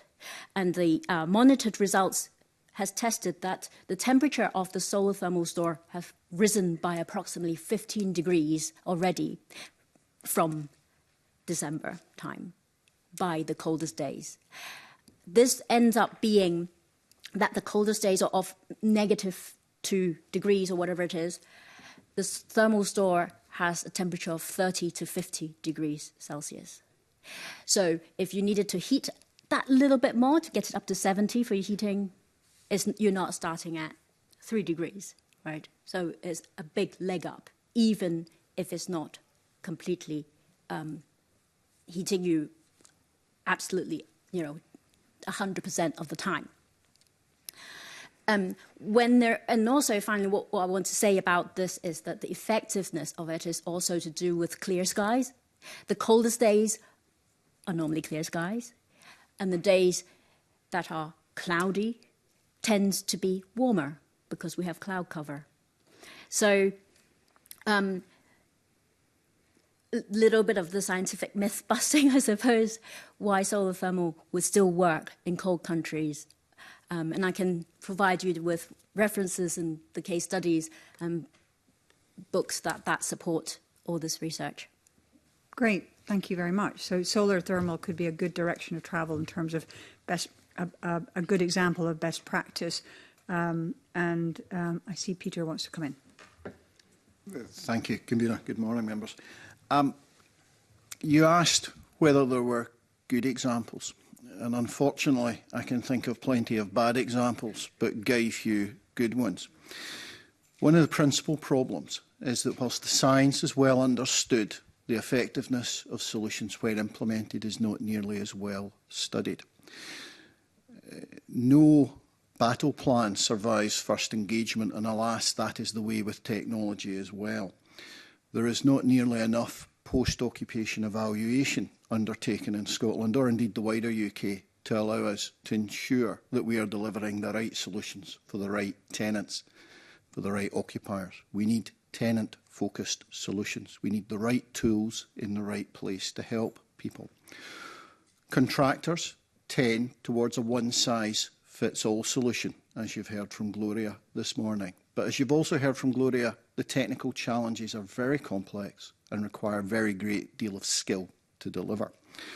Janet Foster and her team at the Mackintosh School of Architecture have done building evaluations, and I've read some of those, and they are eye-openers compared to how we thought certain systems would work. But unfortunately, not enough social housing providers undertake that level of studying. So if there's only one thing I would add to Gloria's excellent briefing on the issues, it's the need for us to look at real-life scenarios and how they have played out 2, 3, 4, 5 and 10 years down the line. Otherwise, we will find ourselves making the same mistakes our forebears did with other defects that we'll be covering today. We need effective, long-term, technically able solutions. Thank you, Convener. Okay, great. Thank you very much for that. Just before I bring in Graham Simpson with his question, I just wanted to see if, Gloria, you talked about the causes of damp in, and you specifically talked about cavity wall in buildings, constructed buildings, but what about buildings, the causes of damp in solid wall buildings like tenements? So, I mean, I live in a tenement myself. There isn't generally a big problem in solid walls in terms of the thickness they were built to. There are obviously some cases. I mean, there's no blanket cover. But what we have to be careful in that case is the retrofit done to it and how much insulation you put into it, because of potential of interstitial condensation. So if you over-insulate it, the temperature drops so dramatically from internal to external leaf that it crosses that dew point I was talking about. Then you can get condensation and mold actually happening where you can't see. So every situation is different, and every situation has its own, problems, but also solutions. But it's knowing where to look and how to deal with it. And I think that there's also one thing that struck my mind earlier on in your previous session about investigation and condition reporting and surveying. Part of it relates to that. You survey by looking, mainly. Not by monitoring, not knowing the temperature and relative humidity over a period of time, even just a week, of what it is like in winter, for example. So you do not know how it's actually behaving. You also don't know if there is interstitial condensation because you haven't investigated through and drilling through and making that kind of in-depth investigation. So most of the building surveyors come round, they just look, use their eyes, which is fair enough for liquid damage, but vapor damage and interstitial condensation is much harder to diagnose.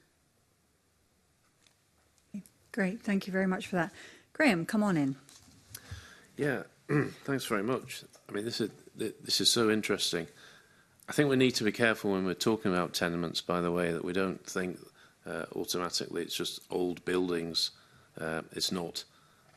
Any flattered development is legally a tenement, and we could be talking about some very modern buildings, of course. Can you? I'm going to ask my own question here. I've thought for a while it would be good if we had something for the private householder, somewhere where you could go and get somebody into your house to do a kind of report on how the house works, and I don't know who that would be. So let's say you've got problems of mould, or let's say there might be hidden mould. Who would you get in to actually assess your house and how it's functioning? I suppose the likes of myself, and there are professionals out there like Bill Revy, who does actually detailed surveys, borehole cameras, all sorts of things. So there are people out there who does this, although not, I must say, architects is a good starting point, but not all architects have the same level of knowledge of all the different parts of a very broad range of subjects that architecture touches on. So yes, we do need to train more people potentially. I mean, one of the reasons why I teach building physics through AECB to the layperson, but also at university, we do need to train more people to have a better in-depth understanding to do this survey, because it's not a go and have a look, as you say. Yeah. Okay. Peter, yeah. I'm going to endorse everything Gloria has said, even though I might tick off some of my own members, but I'm going to go one step further. Some architects can do it, some building engineers can do it, some chartered building surveyors can do it. And these are people who will tend to have specialised, they'll have gone to the more technical schools of architecture or surveying. Now, when one looks at the marketplace today, I'm going to tread carefully as I say this, you will see a plethora of what purport to be qualifications. But very many of these qualifications are light touch qualifications, 3-day courses, 4-day courses. Now, when I was at Strathclyde, damp and mould in buildings lasted a term worth of lectures. I know about Gloria's course. I can assure you it's longer than the Strathclyde one. So we have to be careful that we don't have what I'm going to draw ire from those that will work out. I'm talking about them, but we have to be careful that they are robust qualifications, not diddy qualifications. We need to ensure that tenants, consumers, building owners are talking to properly qualified individuals. They won't all be architects, surveyors or building engineers. Gloria's already mentioned Bill Reevy, for example. There are a good number of people that can do that. There are some very good housing association officers and local authority housing officers. Not all of them, but some very good ones. So perhaps the question is how we identify a level of qualification and skills for somebody to go to. Should there be a register of some description? Should there be a better recognised qualification? Thank you. Gloria, you spoke at some length about solar thermal, which I think you mean solar panels on your roof. Is that correct? Yes, but it's distinctly different from photovoltaics, which is produce electricity. Solar thermal directly uses the sun's radiation to heat water. Ah, so that is different. So I don't think I've heard of that then. Yes, so solar thermal is actually existing before photovoltaics actually is a technology. It is about 95% efficient in converting sun's energy into heat. Photovoltaics is a photoelectric effect, which actually is only 24% effective in conversion of sun's energy into electricity. And so it's less effective, but higher grade energy. So it's actually, from physics point of view, it doesn't make sense to generate a higher grade energy to then make it back into a lower grade energy with 24% efficiency. So it's much more, if you just think about your glass house and you know how the sun comes in, it heats up. It's a much more direct way of actually producing heating. So I think that's something that has been missed, partly because of a very unbalanced grant funding schemes previously, in previous generation, which I think ought to be levelled up and, you know, giving a level playing field to all, you know, all technologies, because of course there's no one-size-fits-all solutions, and some, say, tenements, they don't have ownership of the roof, for example. So we need to support all the different technologies and be agnostic about our support and grant fundings to the different technologies and make it available and people aware of the range of solutions available to them. And solar thermal is one of them that I feel could help because of its effectiveness and because of its low cost in running and maintenance, that the tenant or owner doesn't have to do anything to it. So it addresses directly fuel poverty. But another thing I want to bring up is such a almost pushed aside technology that Scotland has only one remaining manufacturer of solar thermal panels. And to save jobs and livelihoods and homegrown technology, this is actually a key thing to make them not extinct. And if it is, then we'll be importing, we'll be having more carbon footprint to import as well. You know, so it's a worthwhile investment, and it's not expensive to install per home, as it were. Okay, that's really interesting. I think I'll have to do a bit more research into that myself. Now, you mentioned ventilation. Obviously, that's really important, you know, because with, you know, the condensation, whatever, water has to go somewhere. You have to get it out of the building. Do you think? I mean, the RIAS submission mentioned some concerns about ventilation in retrofit projects, and Gloria, you mentioned retrofitting at the start. Do you think? I mean, in your experience, either of you, are you seeing retrofit projects that aren't putting in appropriate ventilation? And what should we do about that?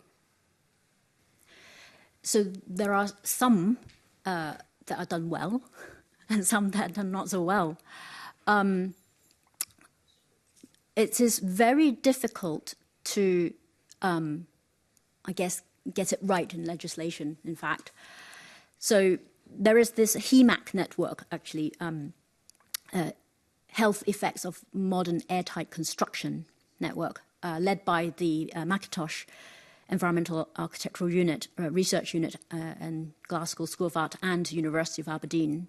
They've done a lot of research on this ventilation airtightness issue.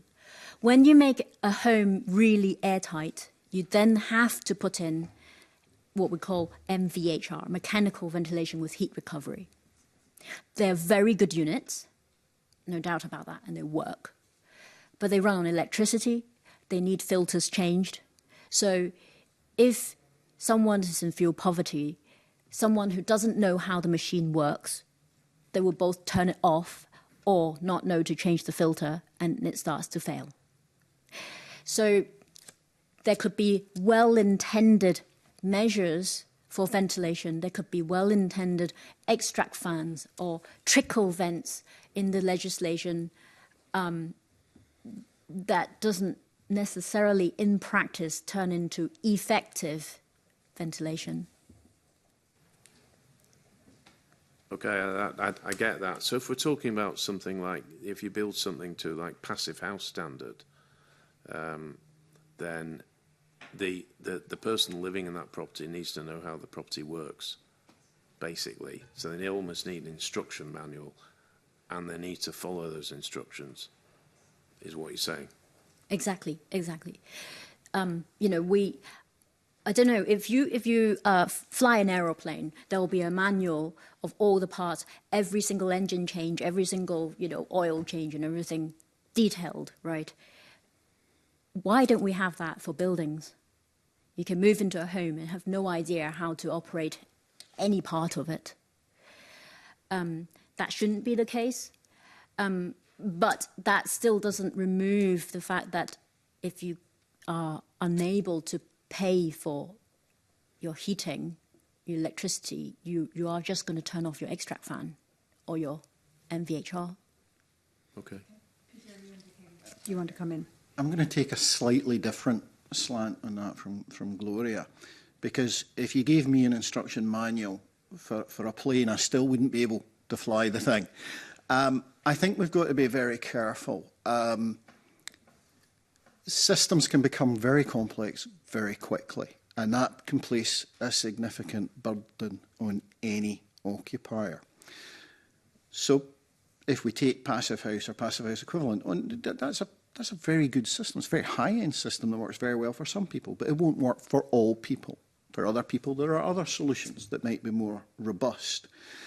And that's why I think we've got to be careful about the one-size-fits-all. There's no silver bullet available to us here. We need to look carefully at how people use buildings, what the occupant profile for different buildings is going to be, what the local microclimate is. If it's a retrofit building, what works best with that fabric. And if we look at some of the disasters, and there have undoubtedly been disasters arising from things like the Green Deal, it's the wrong solution on the wrong building with the wrong occupants. I wish there were a magic wand. I especially wish it was a magic wand that involved architects, but there isn't. It's a wide range of professions and contractors and regulators coming together with quite a flexible but technical framework that allows us to bring the best forward for the people in our housing stock today. Thank you. Thanks very much for that. So I'm going to have to ask us to tighten up questions and answers, colleagues. We've got a couple more questions on the damp and mould area, and then we've got 5 questions on RAC. Peter, just queuing you up for that. Okay, so I'm going to bring in Fulton, who's online with a question, and then I'm going to go to Willie Coffey. Fulton. Hopefully he's still there. I am, yes. Thank you, Convener. Great. Thanks very much. So the question that I've got is the Scottish Government has said it will not progress with the heat and building bills as it's currently drafted until it is satisfied that the interventions in it will decrease fuel poverty at the same time as decarbonise homes. So what impact, if any, do you think this might have in preventing damp and mould in homes, and what should be included in the bill to alleviate this problem, in your opinion? Okay, thanks. Peter. I should say, firstly, that the RIS was broadly supportive of the objectives of the last incarnation of the heat and buildings legislation, if not perhaps the timescale it was to be enacted under. There is no doubt that increasing standards of insulation and build quality will help remedy some of the issues we see before us today. But make no mistake, a building built to today's thermal standards still performs very well, and yet we still hit the condensation and damp problems with it. So I take us back to the comment made in the first session today about the role which fuel poverty plays. And if there is very little point in us massively improving environmental standards within houses if people still cannot afford to heat and ventilate them properly. We will have failed in our task. But the second thing I'm going to flag up is that the heat and buildings legislation only tackled previously new build or substantial rebuilds of buildings. And it will be fantastic that in 10 or 15 years' time people will benefit from massively improved standards. But I would call on the committee to look at retrofit as a priority, that the people who already live in these buildings need to be brought up to a tolerable standard as quickly and efficiently as we can sensibly do it. I would not rest easy at night if all the heat and buildings legislation did when it comes forward the second time is deal with a relatively small proportion of new build properties at the expense of the hundreds of thousands of people that live in pre-1990s buildings in this country. Great, thanks. Anything to add? If I can add just a tiny little bit on that. Yes, we definitely, I agree with Peter, we need to look at retrofit and existing building stocks, and I think looking at a longer term solutions, we need to also think about what I said earlier about drainage and tackling at source, tackling the cause, and not looking at things like what I think earlier was mentioned, antifungal paint or something that is to mould like a sticky plaster, a Band-Aid, right? Because if the conditions are still there, it will come back. And so what is the long-term trajectory is to remove the condition that causes it.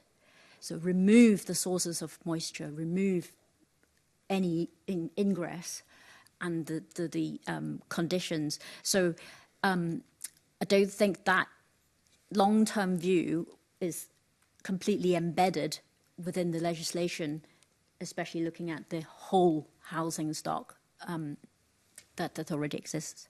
Okay, thanks very much for that. Okay, I'm now going to bring in Willie Coffey. Yep, thanks again, Convener, and good morning to you both. I just wanted to ask you about trust, the tenants who live in a house that suffers perhaps from dampness and mould. Who can they trust?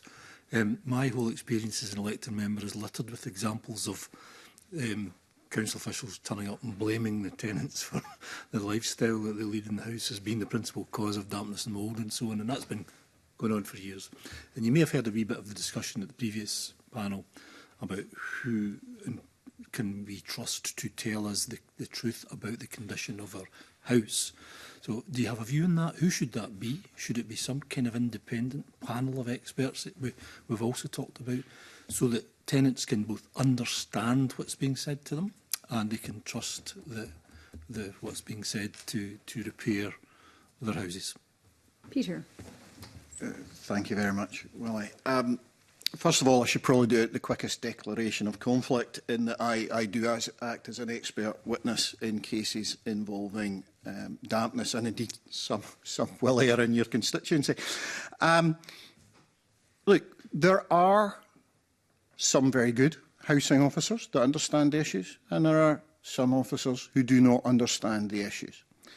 There are some who understand it but come out fighting, and there are others who don't understand it but listen to tenants.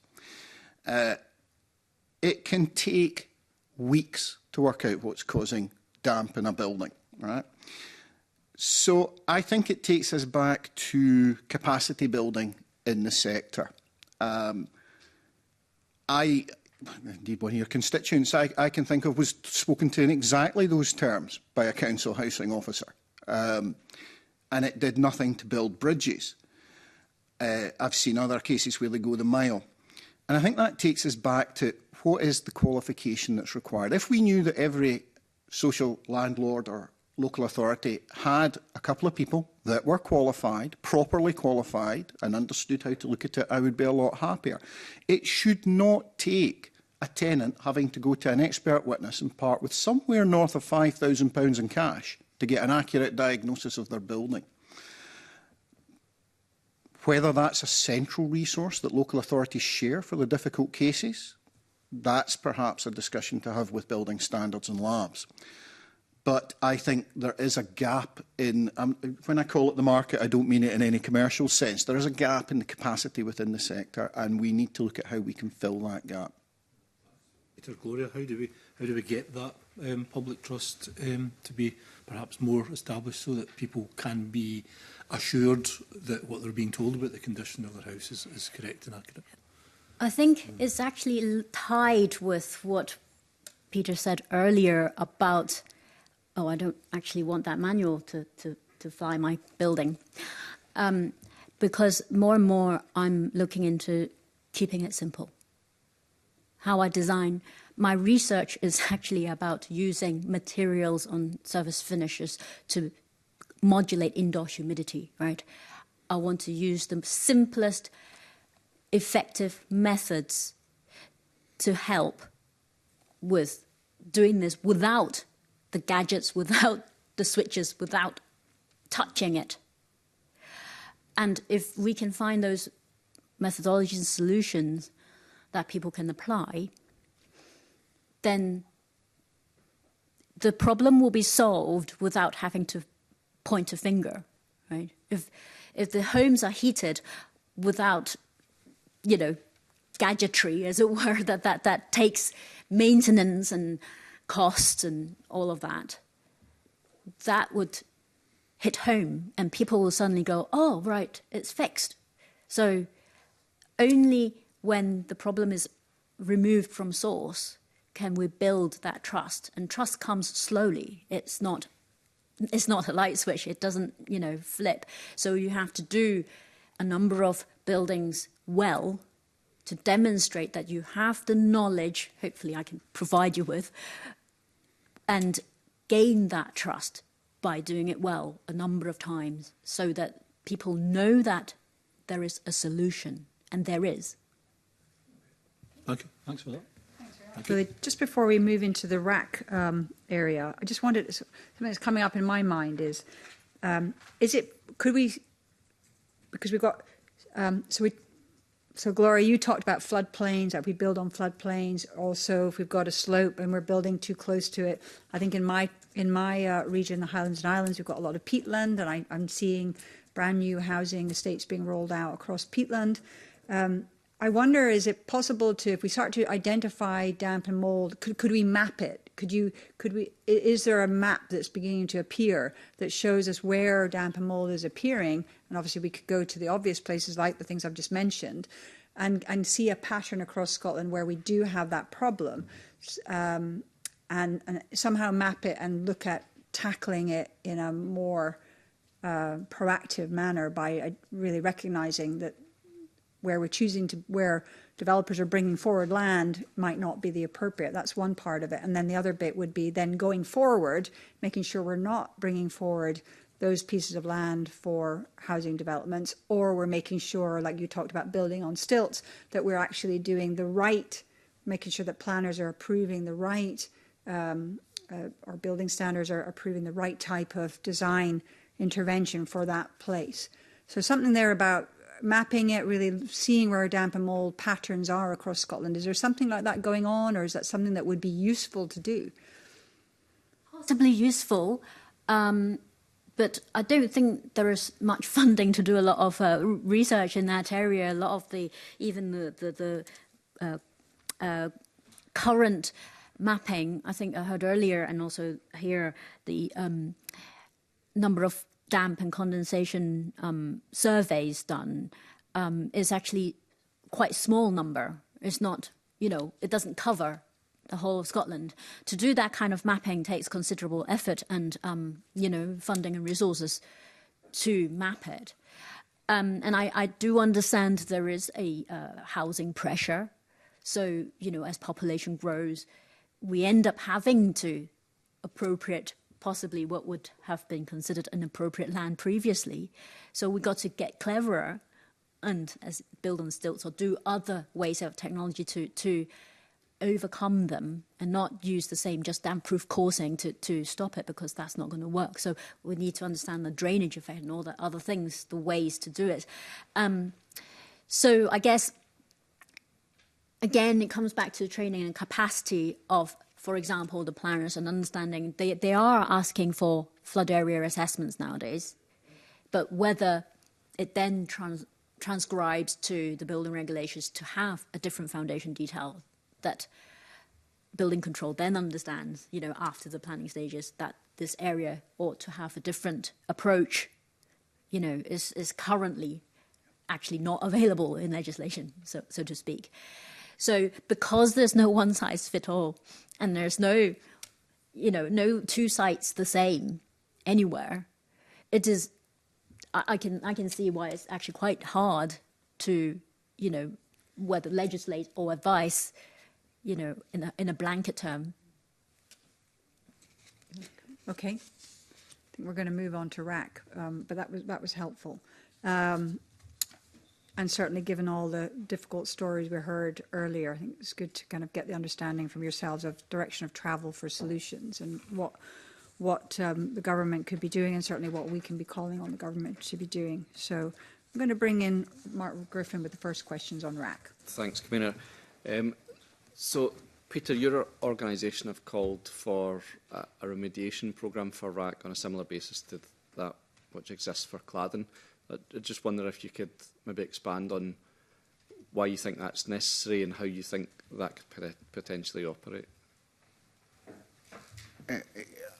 I cannot pretend for one moment that this is the RIAS's idea.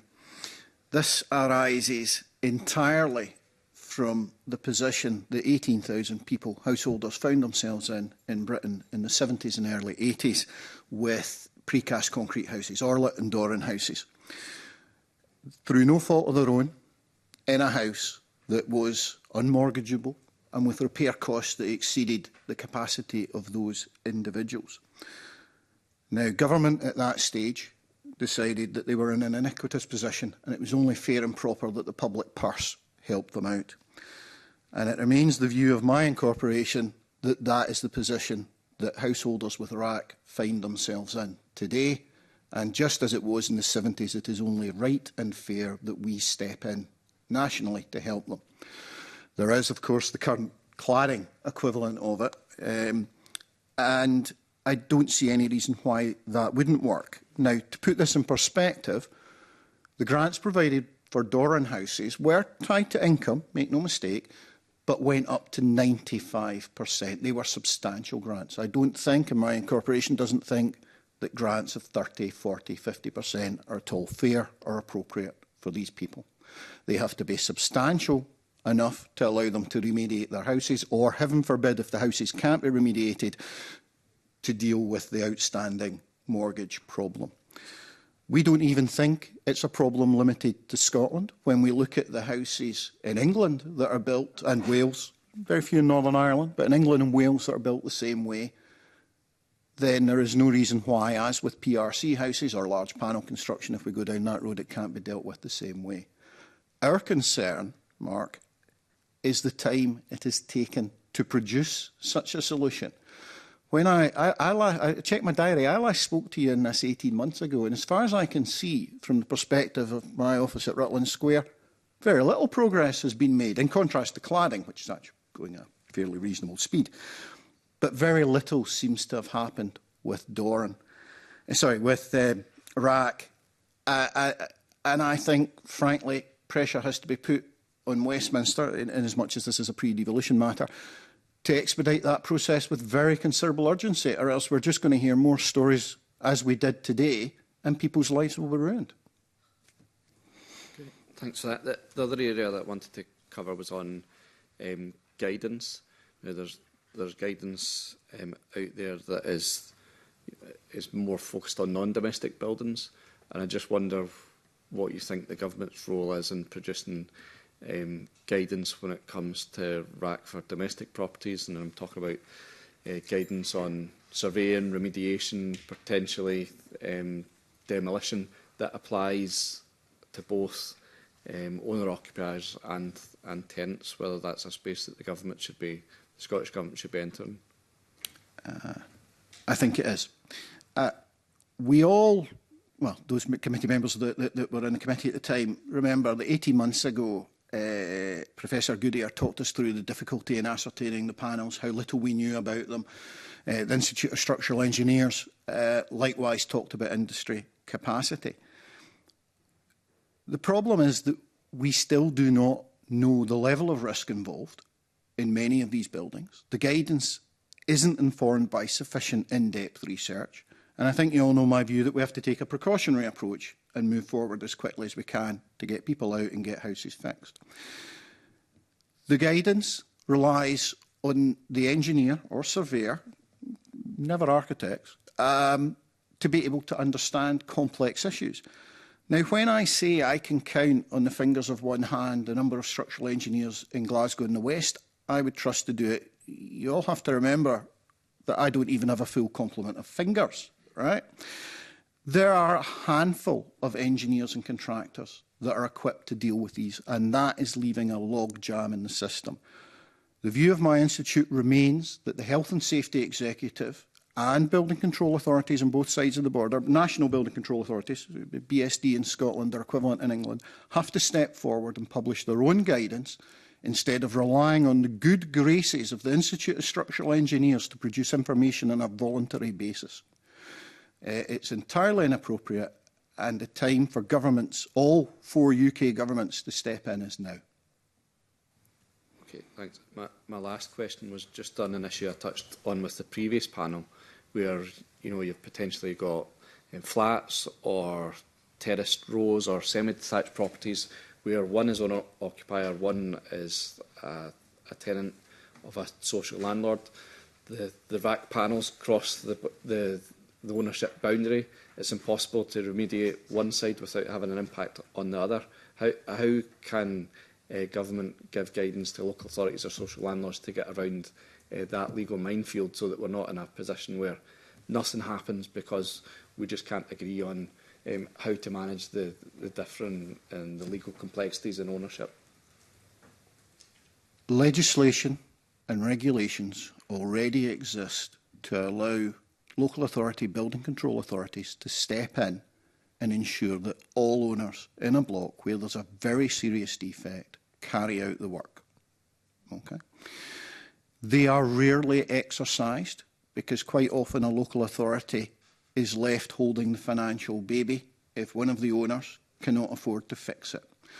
But there exists arguably 3, but in reality 2 sections of the Building Scotland Act and subsidiary legislation that allow a local authority to step in where there is an imminent risk. Now, I'm not talking about bits falling off buildings, I'm talking about legislation for occupants of buildings, inhabited buildings here. The real politic is that we will have to support local authorities that are willing to take that step. But also, it takes us straight back to the remediation scheme. I would hate to see a householder in a very difficult financial position forced to declare themselves bankrupt or similar because the local authority had stepped in and repaired their building. That is one of the reasons we need a grant scheme in place so that these householders do not find themselves out of pocket through no fault of their own. So I think, Mark, it's 2 steps in tandem. It's using the existing legislation we have, and I think Building Standards Division of the Scottish Government is going to have to provide a wee bit of a gentle push to local authorities to remind them of their statutory powers in conjunction with a grant remediation scheme so that, frankly, we're not sending these poor people to the poorhouse. And if we don't do both together, we're just going to create more injustices. Okay. Thank you. Thanks, Convener. Thanks, Mark. I'm going to bring in Willie Coffey. Thanks very much, Convener. Peter, building maintenance over the years, but it's clearly been an issue, and suddenly we discover there's rack and there's a problem to be addressed. Have we collectively taken our eye off the ball with that issue? I mean, Scotland's a wet country. It rains 200 days a year. So it shouldn't have come as a surprise that the buildings get wet from time to time. So why should it have come as a surprise that we get these issues with the rack? And should we have been closely examining that regularly, looking at maintenance issues? Who should have done it? Should building owners have done it, landlords, etc.? And should they continue to do it in the future? My experience of public sector, and I have to say in those cases I've predominantly been an expert witness, is that the public sector are pretty good across the board at identifying maintenance needs. The problem for the public sector is funding cyclical maintenance. And when times are tough and you've got a choice, frankly, of rebuilding your local primary school and taking your, or continuing full pelt on your maintenance programme, it's easy to see how decisions can get made. But then we all suffer from collective amnesia, and we forget that we reined back on maintenance, and then we look surprised 5 years later when the roofs blow off buildings. So I think the public sector and the social housing centre try their best in difficult financial circumstances. On the other hand, my experience of private landlords is that they would rather have 10 bob in their pocket than yours, and that they deliberately, many of them, not all of them, deliberately deprioritise maintenance, looking for better yields in the properties. And from that perspective, I would certainly support the suggestions made by previous witnesses today that there needs to be a much firmer framework about how we expect private-owned landlords to maintain their properties and to respond to problems. At the moment, my experience, again as an expert witness rather than an institute, is that many private landlords are as slow as a week in the jail. That's quite clear your point of view there, Peter, and that's very helpful to be able to say that and to hear that at the committee. Thank you. Great. Yep, thanks very much, Willie. And I've got a question around current building materials and or approaches of building design. And I wonder if you have any concerns around materials or design that could actually end up leading us to rack-like problems in the future. And if you did have a sense of that, what would we need to do now to prevent such problems arising? I think that Mr. Briggs asked me a similar question 2 years ago, and I will repeat the answer I gave him, which is there are ongoing future rack-type problems. The market seizes on magic products that have not been tried and tested nearly enough.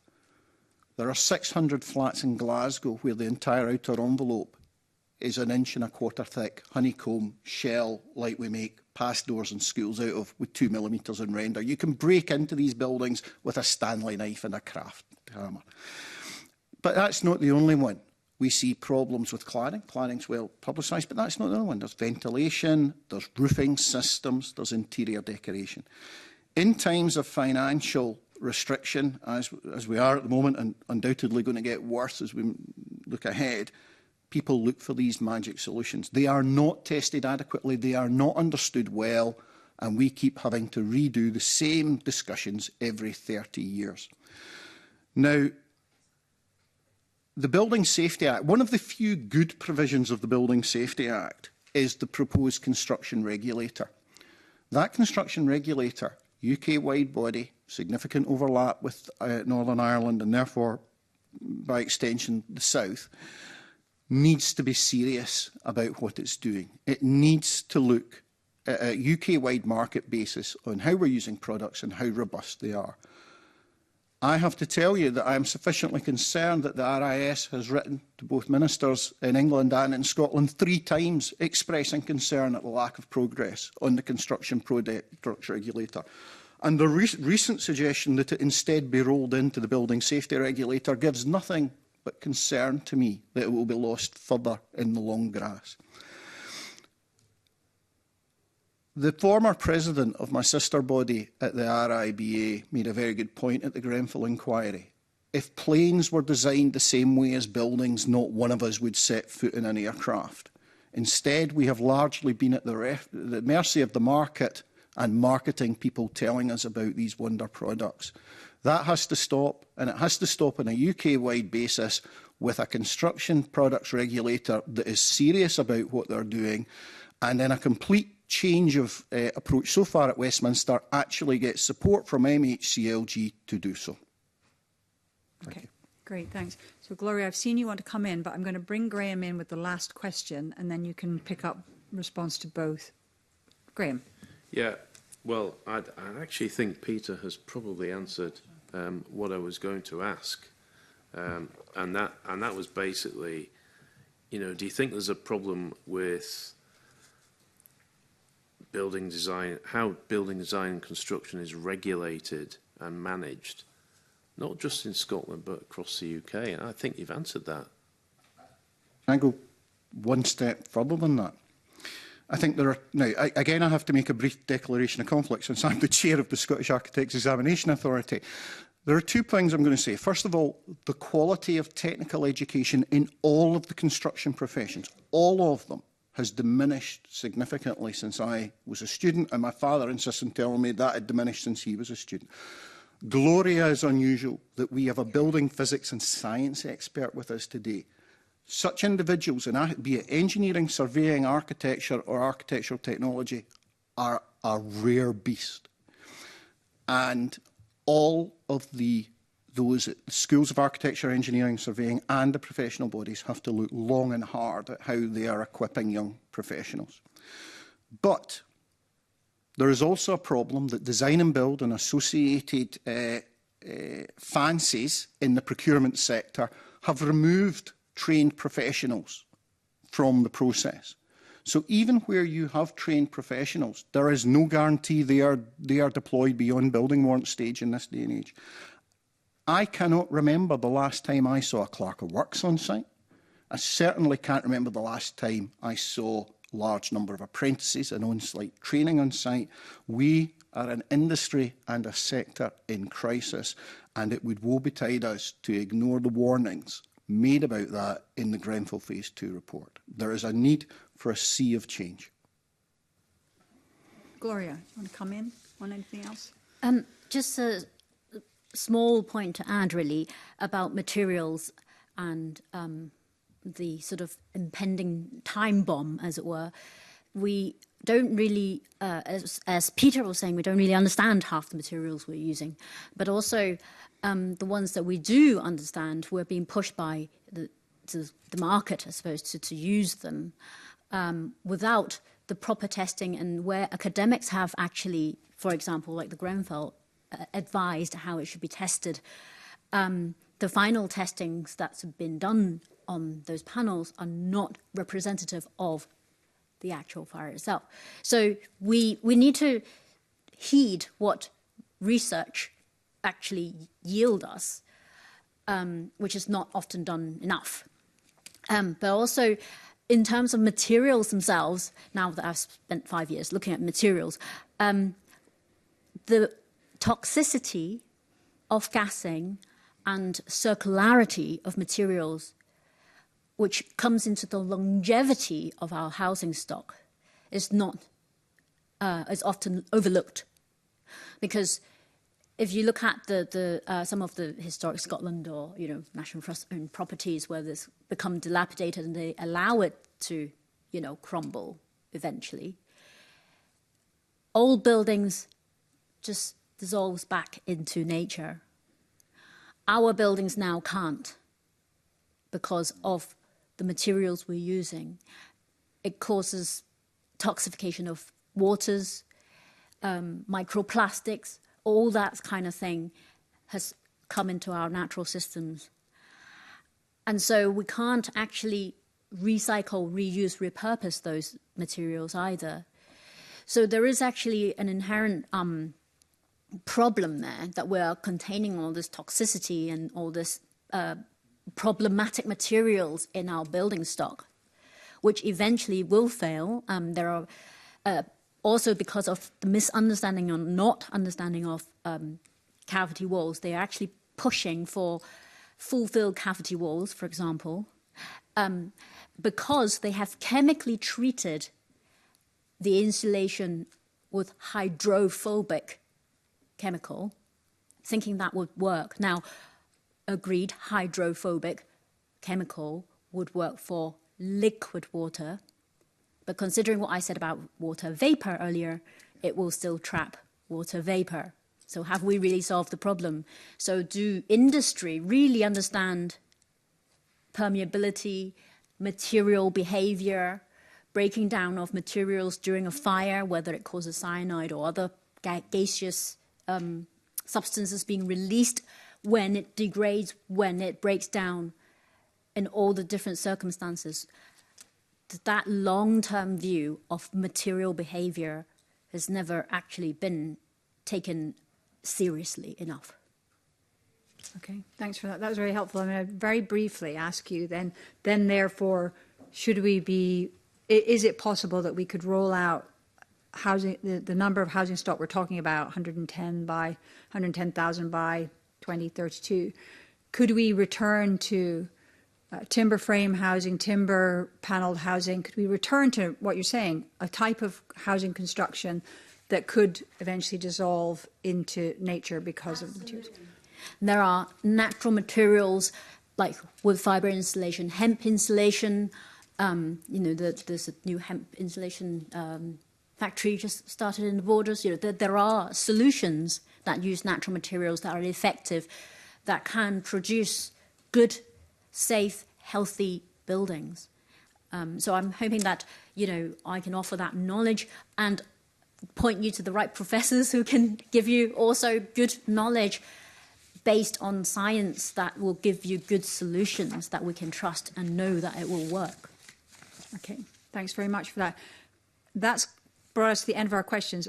Thank you so much for coming in and sharing with us. I think that colleagues found that very useful and very helpful, and hopefully people that were on the panel before also found what you were saying, because we referred to you. Hopefully they found what you had to say very helpful. We've got another little bit of work that's just going to take a few minutes. So if you can just bear with us, and then we'll close the meeting. So just hang tight. The camera is not on you. Okay.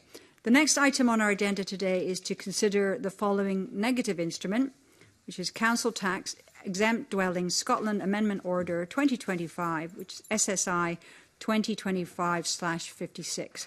Do members have any comments on the instrument? We don't have any comments. Is the committee agreed that we do not wish to make any recommendations in relation to the instrument? We're agreed. Thank you. And as we previously agreed to take the next items in private, that was the last public item in our agenda for today, and I now close the public part of the meeting.